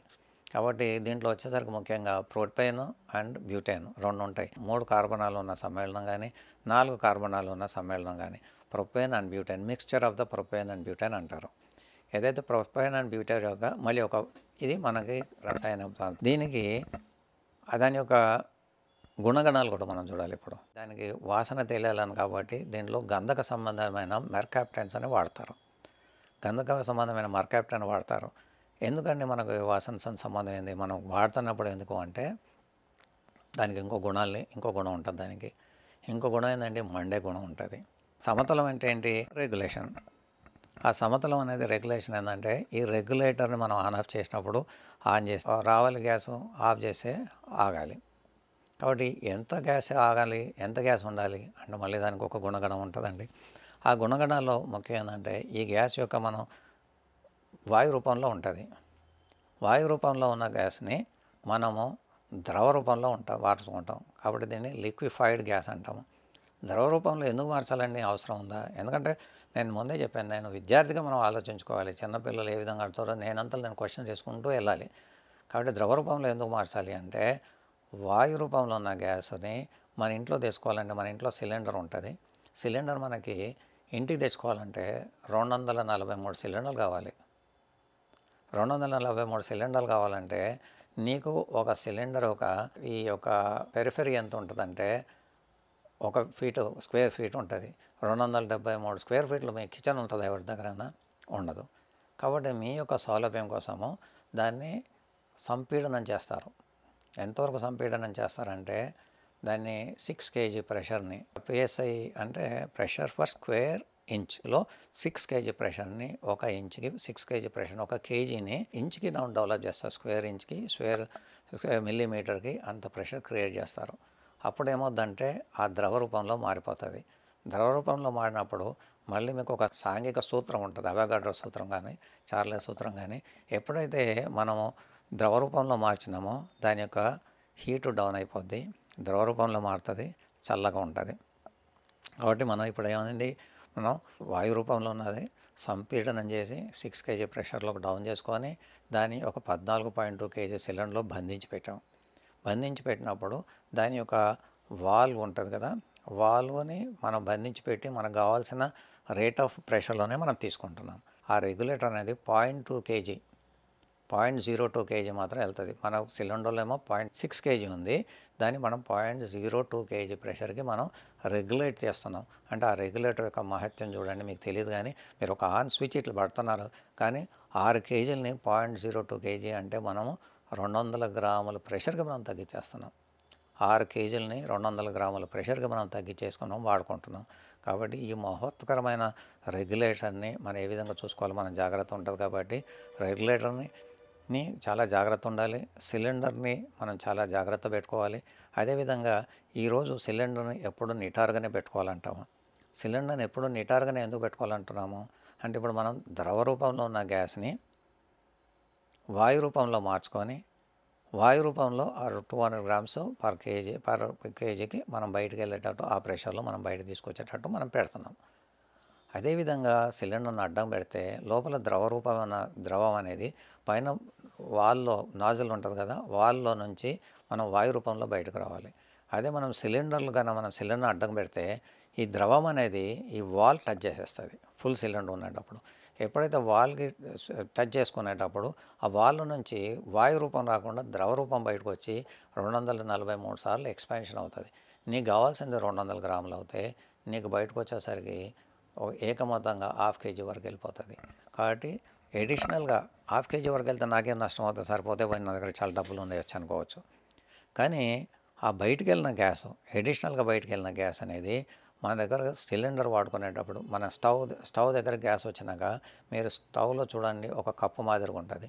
ఆ కప్పులో ఇది ఆక్సిజన్తో మిక్స్ అవుతుంది. గ్యాస్ ఆక్సిజన్తో మిక్స్ అయ్యి 1:10 రేషియోలో 1:9 రేషియోలో ఆక్సిజన్ని తీసుకొని అప్పుడు అది మండుద్ది. మీరు మనకి కప్లో మనకు ఒక చిన్న బర్నర్కి 139 గ్రామ్స్, పెద్ద బర్నర్కి 189 గ్రామ్స్ పర్ అవర్కి రావాలి. మీరు లిక్విడ్ కన్నా మనం బయటకు తీసుకొస్తే గవర్నర్లో ఏకంగా 500 గ్రామ్స్ వచ్చిందనుకోండి, ఆక్సిజన్ అనేది 200 గ్రాములకే ఫిట్ ఉంది, 500 గ్రాములకి ఫిట్ కాదు. అప్పుడు మిగతా గ్యాస్ మండకుండా బయటకు వచ్చేస్తుంది. అప్పుడు ఇమీడియట్గా మీకు స్మెల్ వస్తుంది. అదేవిధంగా సార్ నాకు స్మెల్ వస్తుందండి అన్నప్పుడు మీరు చూడండి మీకు ఎల్లో ఫ్లేమ్ వస్తుందా అని చెప్తారు. అవును సార్ ఎల్లో ఫ్లేమ్ వస్తుంది అంటే ఆక్సిజన్ అనేది సరిగా అందట్లేదు కాబట్టి గ్యాస్ మండట్లేదు ఒకటి. రెండోది ఎల్లో ఫ్లేమ్ కూడా రావటం లేదు, గ్యాస్ వస్తుంది సార్ అంటావు, అంటే వాసన వస్తుంది సార్ అంటావు. కాబట్టి ఎల్లో ఫ్లేమ్ కూడా రాలేదంటే గ్యాస్ మాత్రం బయటకు వస్తుంది, నీకు మంట లేదు కాబట్టి ఆ యొక్క గ్యాస్ అనేది వాడకం జరగటం లేదు కాబట్టి మీకు వాసన అనిపిస్తుంది. ఇప్పుడు మీకు అర్థమైంది కదా ఎందుకు నీకు వాసన కలగాలి. గ్యాస్ లీకేజ్ అయిపోయింది, గ్యాస్ బయటకు వచ్చింది. గ్యాస్ బయటకు వచ్చినప్పుడు వాసన వస్తుందన్నప్పుడు కదా నీకు మళ్ళీ గ్యాస్ కట్టేసుకొని తెలిసేది. కాబట్టి గ్యాస్ కట్టాలని నీకు అప్పుడు అర్థమవుతుంది. గ్యాస్ కట్ అయ్యకుండా గ్యాస్ ఆఫ్ చేయకపోతే గ్యాస్ బయటకు వస్తే దాని యొక్క ప్రాబ్లం ఏంటి. కాబట్టి ఇంకో గుణం మనకు తెలుసుకోలేమంటే సిలిండర్లో ఉన్న గ్యాసు ఎక్కువ మోతాదులో బయటకు వచ్చినప్పుడు, వాసన వచ్చినప్పుడు, అది గ్యాస్ బయటకు వస్తే ఏమవుతుంది, గాలి కదండి, అది ఒక వాయు రూపంలో ఉంటుంది కాబట్టి గాల్లో కలిసిపోయి బయటకు వెళ్ళిపోద్ది, అది వెళ్ళదండి. ఏమవుతుందంటే ఈ గ్యాస్ అనేది 1.5 times denser than the atmospheric air కాబట్టి అది కింద నీళ్లలాగా పారుతుంది. అదేవిధంగా నీళ్లలాగా పారితే ఏమవుతుందండి ఇబ్బంది. అందుకే మన రంగు వాసన రుచి లేదన్నాం. రంగు లేకపోతే మరి నీకు కింద నీళ్ళలాగా పారింది కదా. చాలామంది చూస్తారు, చాలా ఫస్ట్ క్లాస్ టైల్స్ వేసుకున్నాను సార్, అనవసరంగా కొత్త ఇంటికి వెళ్ళిపోయాను కానీ మా ఆయన కింద పడిపోయినాడండి, తుంటి ఇరిగిపోయింది. కాబట్టి ఎందుకు ఇరిగిపోయిందంటే వాళ్ళు చాలా పాలిష్డ్ బండలు వేస్తారు, దాని మీద నీళ్ళు ఉండిపోతాయి, ఆ నీళ్లు బయట కనబడవు. కాబట్టి అది కాదు తుంటి ఇరిగిపోయింది పర్లేదు, మన ప్రాణాపాయం అయితే. కాబట్టి అప్పుడు నీళ్ళలాగా పారింది కూడా ఆ నీళ్ళకు వాసన మనకు తెలుస్తుంది కాబట్టి ఆ వాసన కోసం గంధక సంబంధం అని పెట్టినారు కాబట్టి దానికి రీజన్ దానికి వాసన కల్పించడం జరిగింది. ఎప్పుడైతే మీకు వాసన ఉంటుందో, ఎప్పుడైతే లీకేజ్ ఎక్కువ అవుతుందో అది బండల మీద ఉండిపోతుంది. కాబట్టి అది మీరు జాగ్రత్త చేయాల్సిన నెక్స్ట్ ఉపచర్య ఏంటి, ఇమీడియట్గా కిటికీలు కానీ తలుపులు కానీ తెరిచేసేయాలి. తెరుచుకున్నాక మెల్లగా నీళ్ళలాగా అది బయటకు వెళ్ళిపోతుంటుంది. బయటకు వెళ్ళిపోయినాక అది 1:9 ఆక్సిజన్తో కలుస్తుంది. ఇంకోటి ఎల్పిజికి ఒక ప్రత్యేకమైన గుణం ఏమంటే ఇది 2 to 9% ఆక్సిజన్తో మిక్స్ అయినప్పుడే ఫ్లేమబుల్ అవుతుంది, మండుద్ది. కొంతమంది మీరు చూసుంటారు, ఎవరైతే కొంతమంది కర్పూరం బిళ్ళల్ని నోట్లో వేసుకొని వాళ్ళకి ఏం కాదు, మరి ఆగిపోతుంది. మీరు కొన్ని యూట్యూబ్లో మీరు చూసుంటారు, కర్పూరం కర్పూరంలోనే వేసుకుంటే ఏంటంటే వాళ్ళకి ఆక్సిజన్ లేకపోతే మంట రాదు. అట్లాగా ధనామం లోపలికి వెళ్ళగానే ఆక్సిజన్ లేకపోతే లోపలికి వెళ్ళిపోతుంది. అది కొంచెం ఆర్ట్ అనుకోండి. ఇక్కడ మనం ఆర్ట్ చేయలేం కాబట్టి మనం దాన్ని సేఫ్టీగా వాడుకోవాలి. ఎప్పుడైతే వాసన వచ్చిందో మీరు తలుపులు కానీ కిటికీలు కానీ తీయాలి. సాధారణంగా ఏమంటారంటే సార్ మేము కిటికీలు తెరిచేస్తున్నాం సార్ అంటాడు. ఇది సాంద్రత ఎక్కువ ఉంటుంది కాబట్టి భూమి మీద ఉంటుంది కాబట్టి భూమి మీద తలుపు తెరిచినప్పుడే బయటకు వెళ్ళిపోద్ది. మరి అప్పుడు తలుపులు తెరుస్తామండి, మరి కిటికీలు తీయాల్సిన అవసరం వచ్చిందండి. క్వశ్చన్ అంతే, ప్రతిదానికి క్వశ్చనే చేసుకోవాలి. అప్పుడు ఏంటంటే నీళ్ళలాగా ఉన్నది ఎప్పుడు ముందుకెళ్ళాలంటే స్లోప్ ఉంటే నీళ్ళు వెళ్ళిపోతాయి. అదే సమతలం ఉంటే మనం ఏం చేస్తాము, మాపింగ్ చేస్తాం నీళ్ళు కొట్టడానికి. ఆ మాపింగ్ చేయాలి దానికి ఏదేమవుతుందంటే పైన కిటికీ తెరగానే గాలి వస్తుంది. గాలి వచ్చినప్పుడు అది మాపింగ్ లాగా బయటకు తోస్తుంటుంది. కాబట్టి అందుకని మనం ఎప్పుడు క్రాస్ వెంటిలేషన్ చేయాలంటాం. క్రాస్ వెంటిలేషన్ అంటే కిటికీకి తలుపుకి ఫేస్ టు ఫేస్ ఉండాలి. లేదంటే ఒక కిటికీ ఒక సైడ్ ఉంటుంది, తలుపు ఒక సైడ్ ఉంటుంది, అక్కడ నుంచి ఫేస్లో రాదు. కాబట్టి జాగ్రత్త మన ఇల్లు కట్టుకునేటప్పుడు క్రాస్ వెంటిలేషన్ వెళ్ళాలి. క్రాస్ వెంటిలేషన్ వస్తే నీకు బయట లోపల ఉన్న గాలి బయటకు వెళ్ళిపోద్ది, బయట ఉన్న గాలి లోపలికి వస్తుంది. లోపల ఉన్న గాలి బయటకు వెళ్ళేటప్పుడు ఎక్కువ కార్బన్ డైఆక్సైడ్ వెళ్తుంది, బయట నుంచి లోపలికి వచ్చేది ఆక్సిజన్తో వస్తుంది. కాబట్టి లోపల ఉన్న గాలి ఆక్సిజన్ వచ్చినప్పుడు నీ ఈ ఈ యొక్క గ్యాసు ఏదైతే లీకేజ్ గ్యాస్ లోపల ఉంటుంది కాబట్టి అది బయటికి వెళ్ళిపోవాలి ఇమీడియట్గా. బయటకు వెళ్ళాలి కాబట్టి తలుపులు కిటికీలు తెరిసేయాలి. అదేవిధంగా కరెంటు స్విచెస్ వాడకూడదు. వేసి ఉండనియండి, తీస్తే కూడా తీసే ఉండనియండి. స్విచ్ని మనం ఆపరేట్ చేయకూడదు. ఎందుకు ఆపరేట్ చేయకూడదు అంటే రేపు పొద్దున మనం ఎనీ స్విచ్ మీరు వేసుకోండి, మీరు ఈ మొబైల్ కూడా యూజ్ చేసుకోవచ్చు. ఎనీ స్విచ్ యూజ్ చేసుకున్నప్పుడు లోపల స్పార్క్స్ వస్తుంది. ఆ స్పార్క్ మాకు సరిపోద్ది యాక్సిడెంట్ అవ్వడానికి. అందుకే మేము ప్లాంట్లో కానీ ఎక్కడైనా వెళ్ళేటప్పుడు స్టాటిక్ కరెంటు రావద్దనేసి ఈవెన్ మనం దూకుంటాం కదండి దువ్వెనలు, ఆ దూకునే ప్లాస్టిక్ అంటే చెక్క దువ్వెనలు కాదు. ఇప్పుడు ఎవడు వాడటంలో చెక్క దువ్వెనలు ఎవడు వాడుతున్నాడు? ఇప్పుడంతా ఈ ప్లాస్టిక్ దువ్వెనలు వాడతారు. కాబట్టి 2 సార్లు 3 సార్లు దూకున్నప్పుడు దాంట్లో ఒక స్టాటిక్ కరెంట్ వస్తుంది. 2 దువ్వెనకి దానికి వెళ్ళినప్పుడు ఆ static current also possibility for giving a spark for LPG అనేసి అంత పగడబంది చర్యలు తీసుకుంటారు. కాబట్టి ఎప్పుడైతే వాసన మనకు అవసరమైంది కదా, ఇప్పుడు వాసన ఎందుకు కావాలి, అది మన సాంద్రత ఎందుకు కావాలి మనకు అర్థమైంది కదా, కిందికి వెళ్తుంది. అదేవిధంగా ఎన్ని బయటిది 1:1.9 ఎందుకు ఇస్తున్నాము, అక్కడ 1.9 1:2.9 కంటే ఎక్కువ ఆక్సిజన్ ఉంది కాబట్టి ఫ్లేమబుల్ సిచ్యువేషన్ రాదు. కాబట్టి దీనికి తలుపులు కిటికీలు తలుపు తీసి బయటకు వెళ్ళిపోవాలి. కాబట్టి ఈ విధంగా మనం చేసుకుంటే మనకి లీకేజ్ కరెంటు వచ్చినా కూడా, లీక్ అయినా వాసన వచ్చినా కూడా మనకు బయటకు వెళ్ళిపోతుంది. అదేవిధంగా లీకేజ్ రాకుండా మనం ఏం చేయాలి? లీకేజ్ రాకుండా మనకు వచ్చిన సిలిండర్ని మనం బయట నుంచి సిలిండర్ రాగానే, సార్ మీరు ఏ సెంట్ వాడుతున్నారు సార్, ఫాగా అంటారు. మీరు అడ్వర్టైజ్మెంట్లో చూసుంటారు. సార్ ఇది ఫాగ్ సెంట్ సార్ అంటాడు. ఎందుకంటే దీని సెంటు డైరెక్షన్ వేరుగుంటుంది అంటాడు. అదేవిధంగా మా డెలివరీ బాయ్ వెళ్ళేటప్పుడు, సార్ ఇది ఏం సెంట్ వస్తుందా సార్, మురికి సెంట్ వస్తుంది సార్, మురికి వాసన వస్తుంది, నువ్వు గుడ్డలు సరిగా వేసుకోలేదు, చెమట ఉంది బాబు, నువ్వు లోపల రాకూడదు, నువ్వు బయట పెట్టు నువ్వు అంటాడు. అది కాదండి, కొన్నిసార్లు చెమట కాకుండా గంధక సంబంధమైన వాసన వస్తుంది. ఎప్పుడైతే మీకు అగ్గిపుల్ల గీసినప్పుడు మీకు ఘాటైన స్మెల్ వస్తుంది. ఈ మధ్యలో అంతా లైటర్లు వాడుతున్నారండి, ఎవడో సిగరెట్ తాగేటోళ్ళు మర్చిపోయినారు.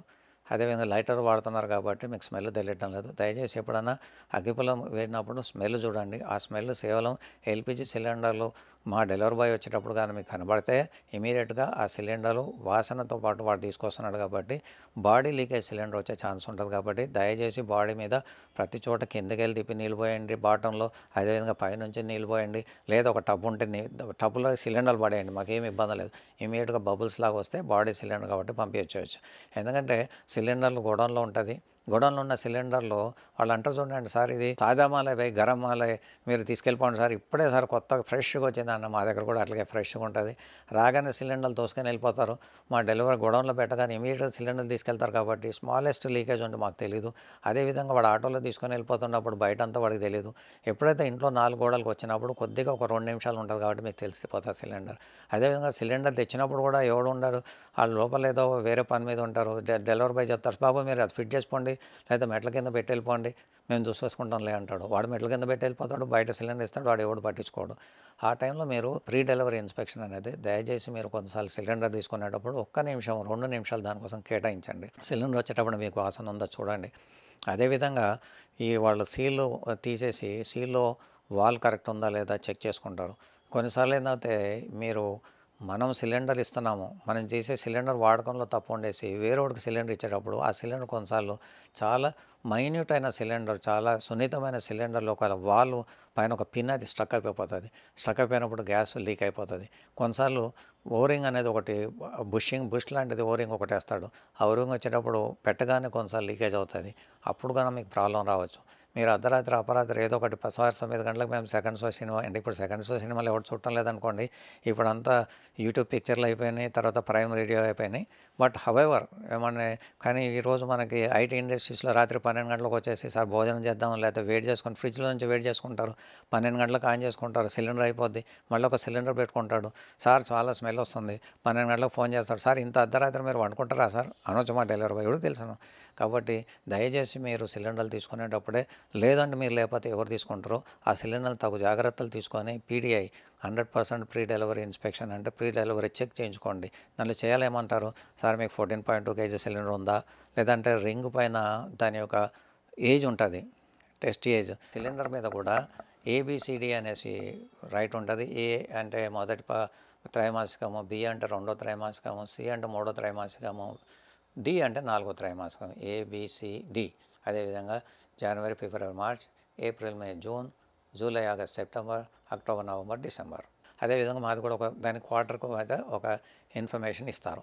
కాబట్టి నెక్స్ట్ ఏబిసిడి తర్వాత దాని పక్కన ఒక 2 అంకెలు ఉంటాయి. అంకులు అనేది ఇయర్ని చూపిస్తాయి.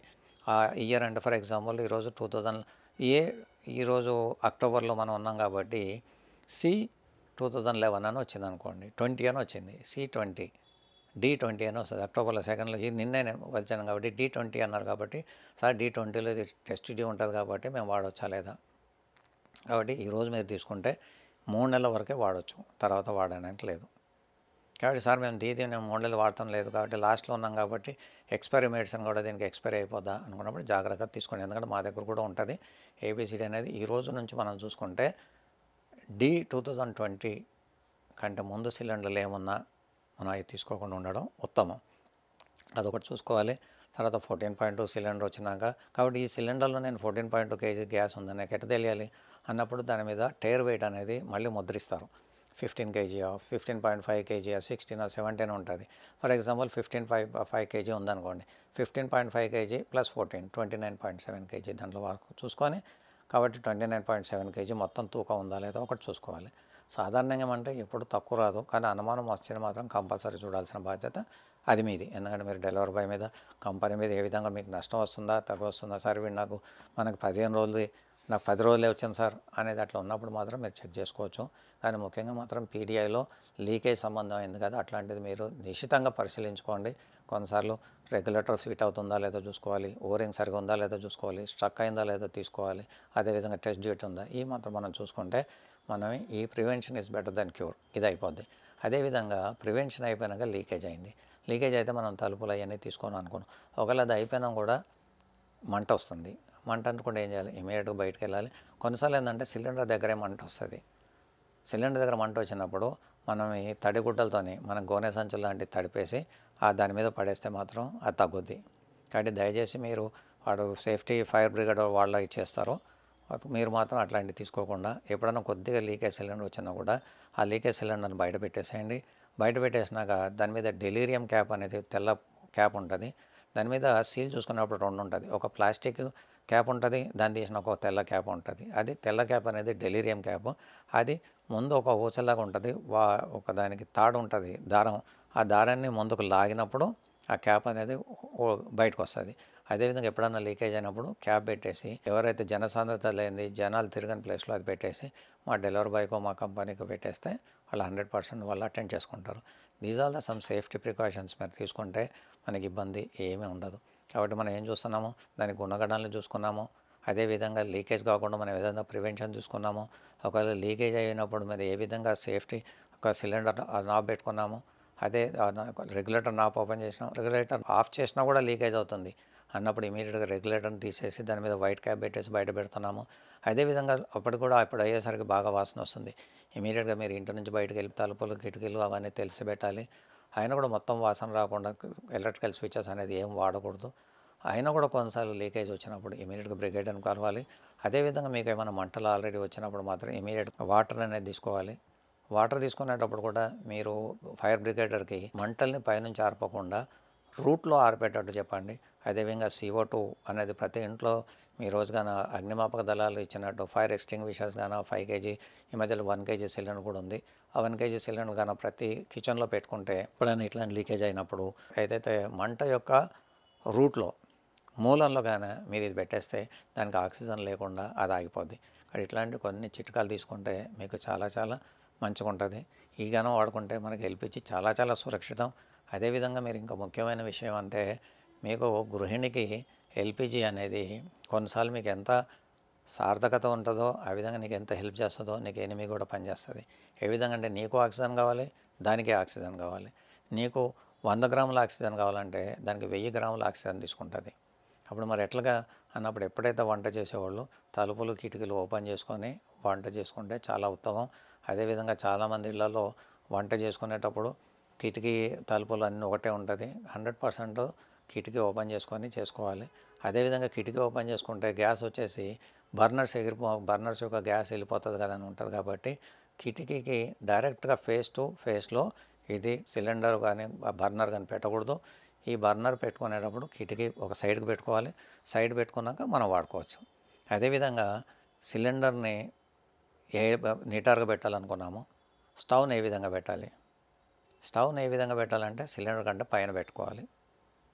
సిలిండర్ కంటే పైన ఎందుకు పెట్టుకోవాలి అంటే మళ్ళీ దాని గుణమే నేను ముందే చెప్పాను. సిలిండర్ ఎప్పుడైతే సిలిండరు కింద ఉండి స్టవ్ పైన ఉండేటప్పుడు ఆ పైన మనం వెలిగేటప్పుడు కింద నుంచి ఏమైనా లీకేజ్ అయిపోతే గ్యాస్ యొక్క వెయిట్ వాయువు కంటే వెయిట్ ఎక్కువ ఉంటుంది కాబట్టి సాంద్రత ఎక్కువ ఉంటుంది కాబట్టి అది కిందికి వెళ్ళిపోద్ది.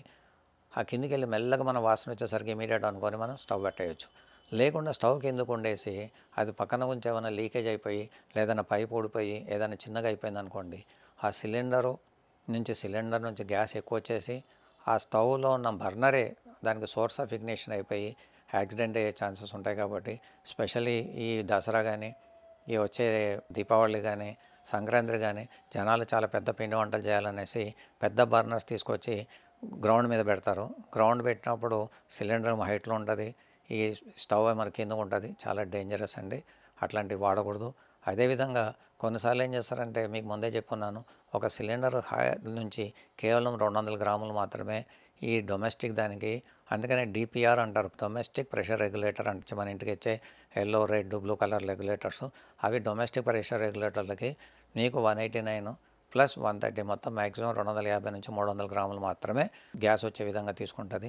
అది కాకుండా బయట టెంట్ హౌస్లో కానీ ఎక్కడన్నా పెద్ద పెద్ద సంబంధాలు తీసుకునేటప్పుడు టెంట్ హౌస్లో కానీ పెద్ద బర్నర్ తీసుకొచ్చి అది పెడుతుంటారు. అది పెట్టినప్పుడు అది 500 గ్రాముల నుంచి 2000 కేజీలు అంటే 2 కేజీల బర్నర్స్ కూడా ఉంటాయి. ఆ కేజీల బర్నర్ ఉన్నప్పుడు ఒక సిలిండర్ నుంచి తీసుకునేటప్పుడు అది రాదు. దానికోసం ఏం చేస్తారంటే ఈ మామూలు రెగ్యులేటర్ తీసి అడాప్టర్స్ అని పెడతాడు. అడాప్టర్స్ పెట్టినా కూడా ఒక సిలిండర్ నుంచి కేవలం 0.5 కేజీ 0.6 కేజీ ప్రెషర్ వెపరైజేషన్ అవుతుంది. అంటే మనకున్న సిలిండర్లో ఉన్న గ్యాస్ని ద్రవాన్ని మనం గ్యాస్గా మార్చుకోవాలన్నప్పుడు 0.5 కేజీ మాత్రమే 0.6 కేజీ వరకు ట్రాన్స్ఫార్మ్ అవుతుంది వెపరైజేషన్. మనకు కావాల్సింది చిన్న ఇంట్లో పెట్టుకునే 300 గ్రాములకి సరిపోద్ది. అదే ఎప్పుడన్నా చిన్న కొంచెం పెద్ద వంట 500 గ్రాములు 4 బర్నర్లు వచ్చేటప్పుడు 500 గ్రాముల వరకు సరిపోద్ది. కానీ ఈరోజు కాకుండా పెద్ద బర్నర్తోనే M32 అనేసి V35 అనేసి అట్లాంటి 300 గ్రామ్స్ 400 గ్రామ్స్ పెద్ద సార్ వంటకు చేసుకుంటాం అనేసి పెట్టేస్తే ఆ రెగ్యులేటర్ నుంచి సక్షన్ క్రియేట్ అయిపోయి ఆ ద్రవం బయటకు వచ్చేసి మనకు వాసన వస్తుంది. కొన్నిసార్లు సిలిండర్ బ్లాస్ట్ అయ్యే ఛాన్స్ ఉంటుంది. అట్లాంటప్పుడు ఏంటంటే వీళ్ళకి ఎక్కువ రావాలని చేసి వేడి నీళ్ళ పాత్రలో సిలిండర్ పెట్టేస్తారు. అది చాలా చాలా డేంజర్ అండి. ఎందుకంటే మీకు ఎక్స్పాన్షన్ కానీ కండెన్షన్ కానీ చాలా డిఫరెన్స్గా అయిపోయి అది మీకు ప్రాణాంతకంగా మారేది ఉంటుంది. కాబట్టి మీరు మీ చుట్టుపక్కల కానీ పెళ్ళిళ్ళలో కానీ ఇట్లాంటివి చేసినప్పుడు దాన్ని నివారించండి. అదేవిధంగా మీకు 1000 కేజీలు కావాలంటే ఎప్పుడు చేయాలి? మరి మాకు చేయాలి కదండి, దానికి మీకు ఏమైనా సలహా ఇస్తున్నారంటే మేము గ్యాస్ బ్యాంక్ అనేది క్రియేట్ చేస్తారు. గ్యాస్ బ్యాంక్ నుంచి ఫర్ ఎగ్జాంపుల్ 1000 కేజీలు కావాలనుకోండి, 1000 కేజీలు కావాలన్నప్పుడు మేము 3 సిలిండర్లు 4 సిలిండర్ ఒక బ్యాంకుని మీకు మొబైల్ బ్యాంకుని మేము క్రియేట్ చేసి ఇస్తారు. వాళ్ళతో 4 సిలిండర్లు కలిపి వాడుకోవాలి. అదేవిధంగా అందుకనే 19 కేజీస్ కానీ 35 కేజీస్ కానీ మేము ఎక్స్పెక్ట్ చేస్తుంటాము. ఆ 35 కేజీస్లో వెపరైజేషన్ ఎక్కువ వస్తుంది, 19 కేజీస్లో ఇంకో కొద్దిగా వెపరైజేషన్ ఎక్కువ వస్తుంది. ఆ వెపరైజేషన్ ఎక్కువ రాకపోతే ఏంటంటే మీరు గ్యాస్ని లిక్విడ్గా తీసుకుంటే మీకు వేస్టేజ్ అవుతుంది. అదేవిధంగా సేఫ్టీ సెక్యూరిటీలో ప్రాబ్లం అవుతుంది. ఈ విధంగా కొన్ని చిట్కాలు చూసుకుంటే మాత్రం మనం సేఫ్టీగా మన ఎల్పిజిని వాడుకోవచ్చు. యువత లక్షణాలు, యువతే ఒక లక్షణం. ఎందుకంటే యువత అనేది ఒక లక్షణం. ఆ లక్షణం అనేది కొంతమంది 5 ఏళ్ళు 10 ఏళ్ళు 15 ఏళ్ళు 20 ఏళ్ళు. అదేవిధంగా యువతని మనం వాళ్ళ యొక్క వయస్సును మంది నిర్ధారించలేము. అదేవిధంగా వాళ్ళు ఎప్పుడు ఏం చేస్తారో అనే దాని మీద యువత యొక్క ముఖ్యాంశంగా మనం పరిశీలిస్తే ఈ మధ్యలో మోడీ గారు ఒక విశిష్టమైన నేషనల్ ఎడ్యుకేషన్ పాలసీ తీసుకొచ్చున్నారు. ఎందుకంటే ఈరోజు యువత అన్నారు కాబట్టి కాంటెంపరీగా దాని మీద మీకు చెప్పాలనుకుంటున్నాను. నేషనల్ ఎడ్యుకేషన్ పాలసీలో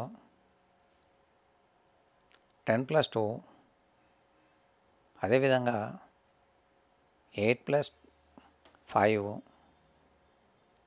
అదేవిధంగా డిఫరెంట్ ప్రొవిజన్స్ పెట్టుకొని ఈరోజు డిగ్రీ కానీ పోస్ట్ గ్రాడ్యుయేషన్కి తీసేసి 8, 9, 10 ఒక విధంగా, 11, 12 ఒక విధంగా, 13, 14, 15 ఒక విధంగా, ఆ విధంగా డిఫరెంట్గా తీసుకొచ్చినాడు. అదేవిధంగా యువత అనేవాళ్ళు is the knowledge imbibers. They want to take the knowledge, they want to understand the society, they want to understand the technology, they want to understand the fundamentals of the society, and they want to understand the fundamentals of the subjects of various streams. For example ఈరోజు history చేసుకున్నది ఒక subject, science చేసుకున్నది ఒక subject, hotel ఇండస్ట్రీది ఒక subject, infra ఇండస్ట్రీది ఒక subject, medicine industry ఒక subject, pharmacy అనేది ఒక సబ్జెక్టు, బుట్టలు అల్లుకునేది ఒక సబ్జెక్టు, బట్టలు చేసుకునేటోళ్ళది ఒక సబ్జెక్టు. అదేవిధంగా మీరు రైతు అనే పండించేది producers, traders and logistics, consumers and the movers. ఇన్ని విధాలుగా మనం చూసుకుంటే to create the technology to meet the requirements is a succession of any యువత చేయాల్సిన బాధ్యత ఇదే. Create the technology, create the subjects to meet the requirements of the people in satisfactory level to fit in to their pocket. అది మనం చూసుకోవాలి. అదేవిధంగా ఈ create the requirements అనేది ప్రజలకి తెలియకుండానే ప్రజల యొక్క రిక్వైర్మెంట్స్ని మనం క్రియేట్ చేసుకోవాలి. ఈరోజు ఈస్ట్ ఇండియా కంపెనీ మనం చూస్తే టీని తయారు చేసి ఉన్నారు. టీ అనేది ఇండియాలో తెలీదు. టీ తయారు చేస్తున్నారు అన్నప్పుడు యాక్చువల్లీ ఇండియాలో మన హైదరాబాద్లో మనం చూసుకుంటే ఇరానీ టీ అంటారు.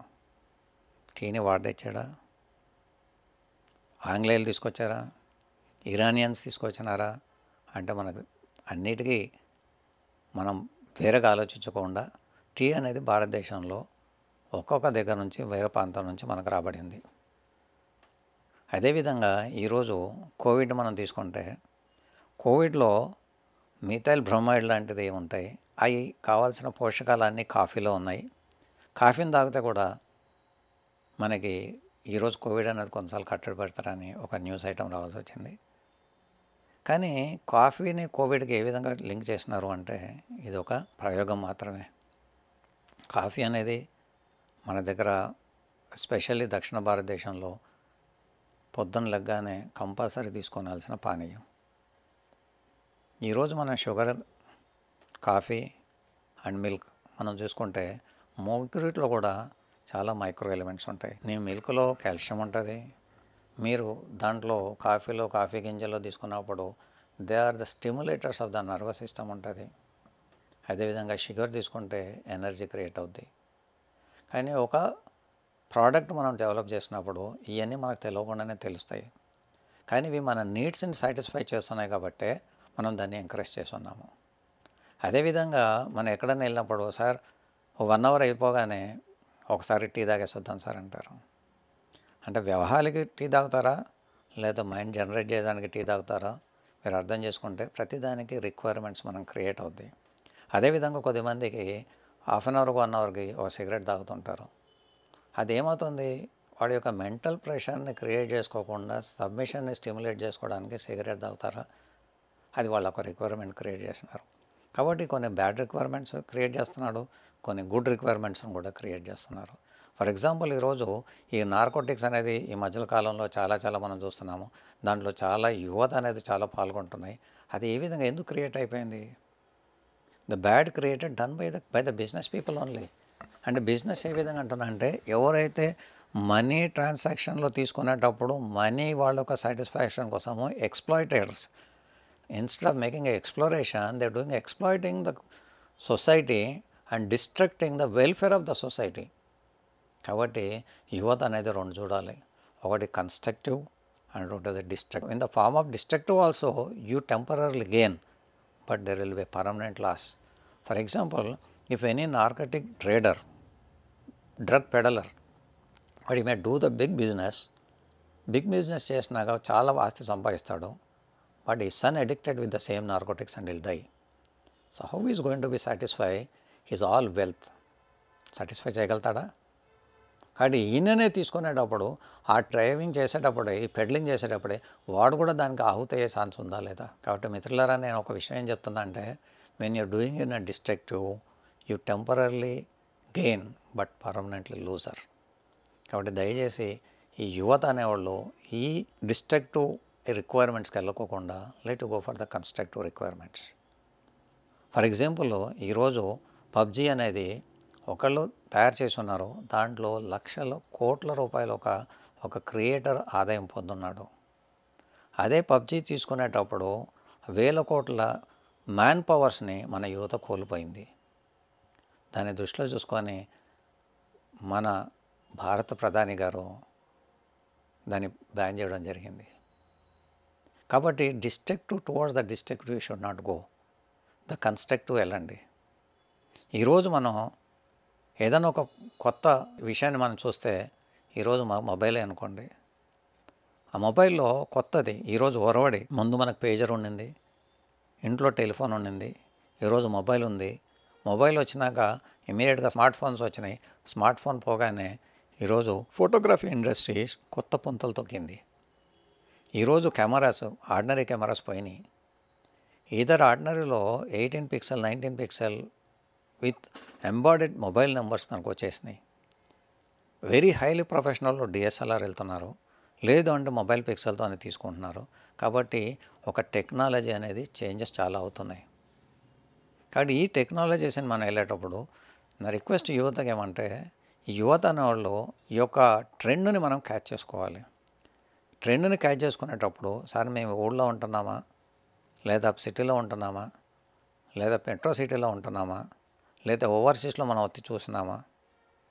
ఈరోజు చాలామంది, సార్ నేను ఓవర్సీస్లోకి వెళ్ళి అక్కడ నేర్చుకొని వచ్చి ఇక్కడ అప్లై చేస్తూ అంటారు. కాబట్టి we have to understand our own environment. నీ ఎన్విరాన్మెంట్లో నీకు ఫస్ట్ ఏం కావాలో మీరు చూసుకోండి. చూసుకున్నాక you have to satisfy your own environment. Environment satisfy చేసినప్పుడు మనకి వెళ్ళొచ్చు. దీంట్లోనే నేను ఒక చిన్న సర్వే చేయడం జరిగింది. ఒక ఊళ్ళో society for management of Indian living environment, ఇది నా యొక్క సోషల్ సెఫాలజీ అనుకోకుండా సోషల్ స్ట్రక్చరింగ్ని మనం what is the fabric of the country and fabric of the nation, అదేవిధంగా ఫ్యాబ్రిక్ ఆఫ్ ద విలేజ్ అనేది మన బాడీలో ఒక సెల్ని మనం తయారు చేసుకుంటే, దానిలో ఒక రుగ్మతలు కానీ మన విలేజ్లో చూసుకుంటే, ఈరోజు విలేజ్లో ఉన్న యువత ఎంత అవసరాల కోసం, ఆయన ఒక ఎంగేజ్మెంట్ కోసం, నేను ఒక పనిలో నిమగ్నం కావాలనే దానికోసం డైరెక్షన్ లేకుండా కొట్టుమిట్టాడుతున్నారు. ఈరోజు డిగ్రీ చేస్తున్నారు, ఉద్యోగం రావటం లేదు, పీజీ చేస్తున్నాడు, ఉద్యోగం రాలేదు, డబుల్ పీజీ చేస్తున్నాడు, ఉద్యోగం రాలేదు, తర్వాత ఈ కాంపిటేటివ్ ఎగ్జామ్స్ కోసం మళ్ళీ పేపర్స్ చదువుతున్నాడు, ఉద్యోగం రావటం లేదు. Then what is going to happen? ఇన్ని సంవత్సరాల వరకు వాళ్ళ తల్లిదండ్రుల మీద ఆధారపడుతూ వాళ్ళు చేసుకున్నాక ఇవన్నీ డబుల్ పీజీలు, డాక్టరేట్లు, తర్వాత ఈ రిఫ్రెష్ కోర్సెస్, తర్వాత కాంపిటేటివ్ ఎగ్జామ్స్, దాని తర్వాత what is going to happen? Direction ఎక్కడికి వెళ్తుంది? కాబట్టి ఈరోజు మన నేషనల్ ఎడ్యుకేషన్ పాలసీ ప్రతిదానికి ఒక వినూత్న వరవడిని తీసుకొచ్చింది. ఆ వినూత్న వరవడిలోనే ఈరోజు డిగ్రీలో జాయిన్ అయితే 3 సంవత్సరాల వరకు ఉద్యోగ ప్రయత్నం చేయడు. 3 సంవత్సరాల తర్వాత ఈ ఉద్యోగ అవకాశాలు వాడికి రాదు. కాబట్టి డిగ్రీ వస్తుంది కానీ ఉద్యోగ అవకాశాలు రాదు, ఉద్యోగం వచ్చింది డిగ్రీ రాదు. దానికి ఈ ప్రభుత్వం, మీరు 1 సంవత్సరం చేస్తే ఉద్యోగం వస్తే చేరండి, మళ్ళీ వచ్చి 2వ సంవత్సరం చదవండి, ఉద్యోగంలో చేరండి, మళ్ళీ 3వ సంవత్సరం చేరండి, మళ్ళీ ఉద్యోగంలో చేరండి. ఫస్ట్ సర్టిఫికేట్ ఇస్తారు, తర్వాత డిప్లొమా ఇస్తారు, తర్వాత గ్రాడ్యుయేషన్ ఇస్తారు. అది మనకి యువతకి చాలా చాలా ఆధారం ఉంటుంది. అదేవిధంగా ఒక బీపీసీలో ఇంటర్మీడియట్ విద్యార్థి అదే బీపీసీలో డిగ్రీ చేస్తాడు. చేసినాక ఆయనకి ఏమవుతుందో తెలీదు. వాడి నాకు టెక్నాలజీలో మనం చేయాల్సిన జిజ్ఞాస ఉంటుంది, నీకు ఉద్యోగ అవకాశాలు ఉంటాయి, ఒక సర్టిఫికేషన్ కోర్స్ మన దగ్గర లేదు. ఇప్పుడు అవకాశాలు వచ్చినాయి. యువతని మీరు ఏ విధంగా చేస్తున్నారో, నైపుణ్యం చేస్తున్నారో, మీరు ప్రావీణ్యం సంపాదిస్తున్నారో ఆ ప్రావీణ్యం మీరు చూడండి. ఈరోజు ఊహించింది నెక్స్ట్ క్షణంలో మీరు దాన్ని ప్రణాళికాబద్ధం చేసుకోవాలి. ఈరోజు ప్రణాళికాబద్ధం చేసుకుంది రేపొద్దున ప్రయోగం చేయాలి. రేపొద్దున ప్రయోగం చేసింది వ్యాపారంగా మీరు మార్చుకోవాలి. లేకపోతే ఈరోజు ఊహించి రాత్రి పడుకొని రేపు వెళ్తే రేపు వ్యాపారంగా వేరే వాళ్ళని ఇచ్చేసే ఛాన్స్ ఉంటుంది. కాబట్టి ప్రపంచీకరణలో ఇది ఒక పెద్ద సవాలు. ఆ సవాల్ని మనం స్వీకరించుకోవాలి. ఈరోజు భారత ప్రభుత్వం ఈ సవాల్ని స్వీకరించింది. ఇంటర్నేషనల్ స్టాండర్డ్ మనం క్రియేట్ చేస్తున్నాము. ఇంటర్నేషనల్ ఎన్విరాన్మెంట్ మనం క్రియేట్ చేస్తున్నాము. ఇంటర్నేషనల్ ప్లాట్ఫామ్స్ మనం క్రియేట్ చేస్తున్నాము. ఇంటర్నేషనల్ లెవెల్ ఆఫ్ ఎడ్యుకేషన్ మనం ప్రిపేర్ అవుతున్నాము. Whether the youth is fit in to that particular level of platform. ఆ లెవెల్ ప్లాట్ఫామ్ చేయాలంటే ఈరోజు ఈ యువత అనేవాళ్ళు ఈ డిగ్రీ చేసినా ఎడ్యుకేషన్ పక్కన చెప్పేసి today need of the hour ఏం చేయాలి, how you want to improve. For example ఈరోజు మీరు నాకు ఇచ్చిన మైకు ఎక్కడ తయారు చేసిందో నాకు తెలియదు. ఈరోజు మాట్లాడి నా యొక్క కెమెరా తీసుకున్న ఈ యొక్క కెమెరా ఎక్కడ తయారైందో తెలియదు. దానికి కింద ఉన్న స్టాండ్ ఎక్కడ తయారైందో తెలియదు. ఈరోజు వైర్ ఎక్కడ తయారైందో తెలీదు. నాకు తెలిసి మాత్రం ఇది ఇక్కడ నేను చదువుకుంటే మాత్రం ఇది మనది కాదని మాత్రం తెలుస్తుంది. కాబట్టి మనది స్వయం కృషితో, స్వయం ఉపాధిలో made in India, make in India అనేసి మనం ఒక 3 సంవత్సరాలు 5 సంవత్సరాల నుంచి మనం ఒక వినూత్నమైన పరిస్థితిని మనం క్రియేట్ చేస్తున్నాం. అది ఎంతవరకు సఫలీకృతం అయినా మనం ఆలోచించాల్సి వస్తుంది. ఈరోజు లక్షల మంది మేధో సంపత్తి వేరే దేశాలకి క్యాపిటల్ ప్రాపర్టీగా క్రియేట్ అవుతుంది. ఈ క్యాపిటల్ ప్రాపర్టీ మనం క్యాపిటలైజ్ చేయొచ్చా? ఈ క్యాపిటల్ మన దగ్గరికి వెళ్తుందా? అంటే నేను ఎవరికి క్రిటిసైజ్ చేస్తాను అనేది భావించొద్దండి. ఈరోజు మన దగ్గర ఓలా ఇండియన్ మేకు, ఊబర్ ఫారిన్ మేకు. ఈరోజు ఎన్ని గేట్వేస్ ఉన్నాయి చూడండి. ఆ గేట్వేస్లో, పేమెంట్ గేట్వేస్లో అన్నీ ఫారిన్ కొలాబరేషన్. ఈరోజు మీరు ఆమ్వే చూడండి. ఆమ్వే వాళ్ళు చెప్పేదంటే ఇది మీరు అడ్వర్టైజ్మెంట్లో చూస్తే ఇది మన దేశం, మనం అందరం అంటారు. కానీ రాయల్టీ మాత్రం మన దేశానికి రావటం లేదు. పని మనం చేస్తున్నాము, బ్రాండింగ్ వాళ్ళు తీసుకెళ్తున్నారు. కేవలం బ్రాండింగ్ మాత్రమే వాళ్ళు చేస్తున్నారు, మొత్తం మనమే నిర్వహిస్తున్నాము. కానీ లేబుల్ మాత్రం వాళ్ళకి వెళ్తుంది. కానీ ఎంత రోజులు ఇట్లా చేస్తారు. కాబట్టి మనంతలో మనం ఈక్విటీ మనం క్రియేట్ చేయలేమా? అదేవిధంగా మనంతలో మనం ఒక వినూత్నంగా మార్కెటింగ్ మనం చేయలేమా? ఈరోజు యూరోపియన్ కంట్రీస్ మీరు చూడండి. All European countries, many are them are smaller than ours many of the states. ఈరోజు మన తెలంగాణ వచ్చేటప్పటికి సరే ఈ తెలంగాణ చాలా చిన్నగా అవుతుంది అన్నప్పుడు దాని ఒక ప్రజెంటేషన్ ఇస్తే తెలంగాణ కంటే తక్కువైన జనాభా కలిగిన, అదేవిధంగా వైశాల్యం కలిగిన కంట్రీస్ ఉన్నాయని మనం ఆ రోజు ప్రజెంటేషన్ ఇవ్వడం జరిగింది. కాబట్టి అది సత్యమైనప్పుడు ఈ విధంగా మనం ప్రపంచీకరణలో ప్రపంచ స్థాయిలో మనం ఎందుకు చేయలేకపోతున్నాము? ఈరోజు 150 పైచిలకు చైనా యొక్క ఓన్లీ సాఫ్ట్వేర్స్ని మనం బ్యాన్ చేస్తున్నాము. కాబట్టి చైనా యొక్క సాఫ్ట్వేర్ గత 10 సంవత్సరాల నుంచి వచ్చినప్పుడు ఆల్టర్నేటివ్ సాఫ్ట్వేర్ మన యువత చేసిందా? మన మనస్ఫూర్తిగా మనం కృషి చేద్దాం. ఈరోజు మైక్రోసాఫ్ట్ అనుకోండి, విండోస్ అనుకోండి, గూగుల్ అనుకోండి, the capitals they are not with Bharat, మన ఇండియాలో లేవు. ఈరోజు వాళ్ళు ఒక ఇండియన్ ఆఫీసర్స్ మన దగ్గర తిరగవచ్చు, కానీ మూలాలు మాత్రం అక్కడే ఉన్నాయి. The money they are investing in India has a work to getting the work force. For example మన దగ్గర 3,000 రూపాయలకి 1 అవర్ మ్యాన్ పవర్ క్రియేట్ అవుతే అదే వాళ్ళ దగ్గర 30,000 రూపాయలకి క్రియేట్ అవుతుంది. కాబట్టి ఆ 30,000 రూపాయలు క్రియేట్ అనేది 3,000 రూపాయలు తీసుకొని 27,000 రూపాయలు ప్రాఫిట్ గెయిన్ చేస్తున్నారు.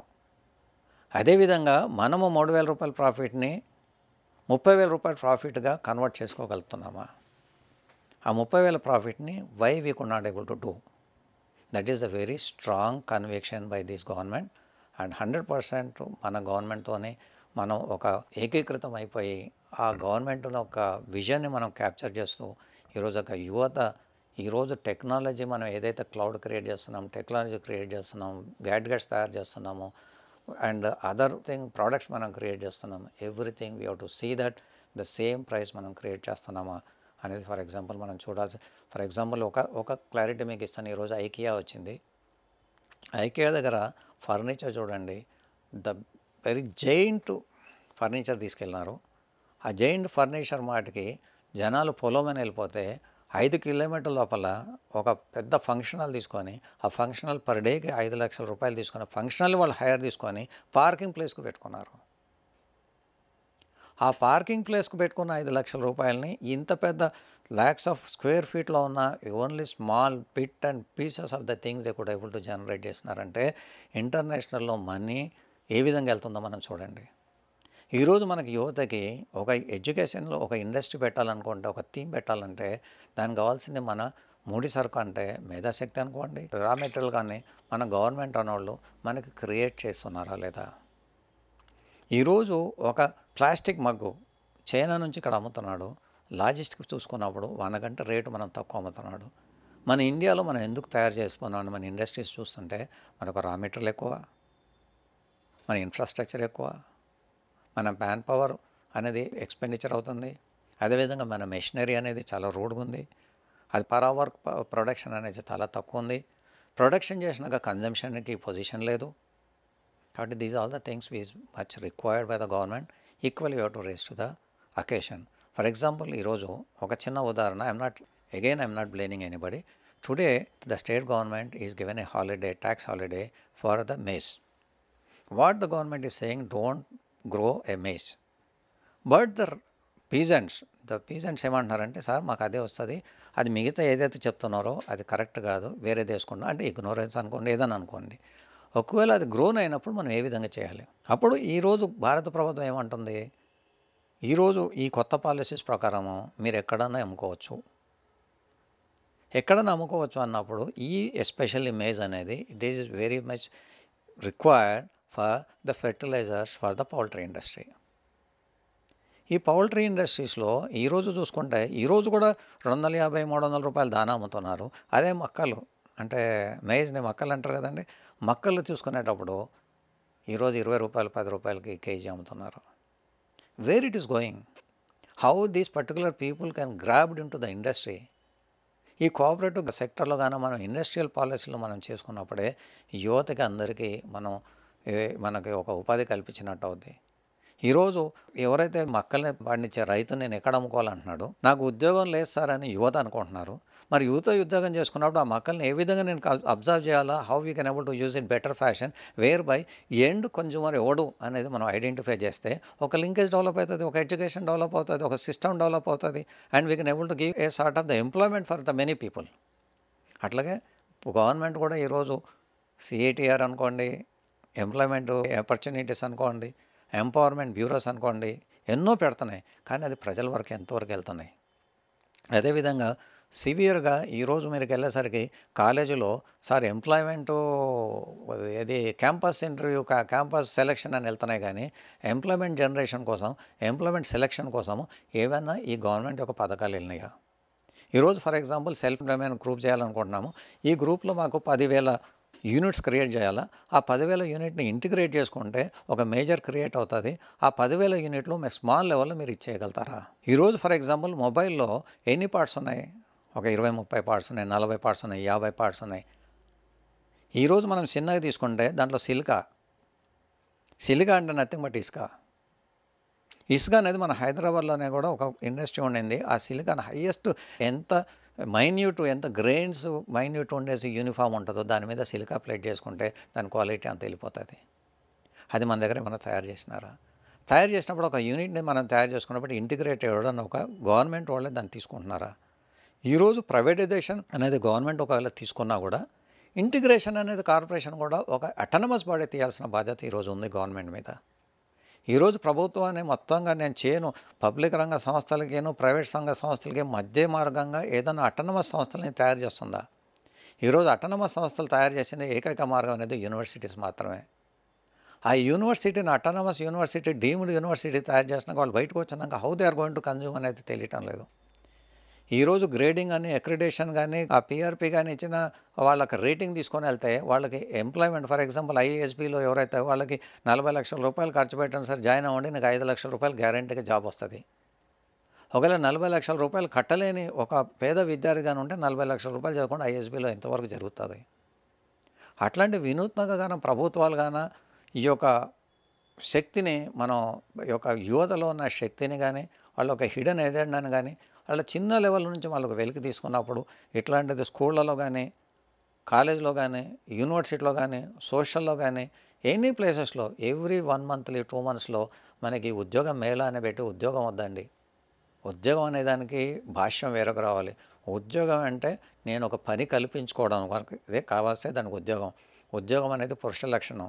ఉద్యోగం అనేది పనిని మనం కల్పించుకోవడమా, లేదా వేరేవాడు పని కల్పించిన నేను దాంట్లో చేరిపోయి వాళ్ళకి మనం హెల్ప్ చేయడమా? దాన్ని చూస్తే మనకు అసలు ఉద్యోగాన్ని ఎంతమంది క్రియేట్ చేస్తారు, ఉద్యోగ అవకాశాలను ఎంతమంది క్రియేట్ చేస్తారు, ఉద్యోగం చేయడానికి అవసరం ఏముంటుంది, ఉద్యోగం చేస్తే మనకి ప్రొటెక్షన్ రావాలి. Protection should be converted into A tax beneficiaries. గవర్నమెంట్కి ట్యాక్స్ రావాలి. ఎప్పుడైతే ట్యాక్స్ వస్తుందో ఆ ట్యాక్స్ అనేది సర్ప్లస్ ఉంటుంది. ఈరోజు నేను గవర్నమెంట్ మన పబ్లిక్ నుంచి ట్యాక్స్ పేర్లు మనం జనరేట్ చేయనంత వరకు whatever the government is doing they are not going to make a developed countries. As long as these youth are dependent on the government for making a certain services and privileges and supports. Initial supports is okay. Permanent supports are not correct. ఈ permanent supports లేకుండా మనం ఏది చేసుకున్నా కూడా దానికి ఒక సార్థకత ఉంటుంది.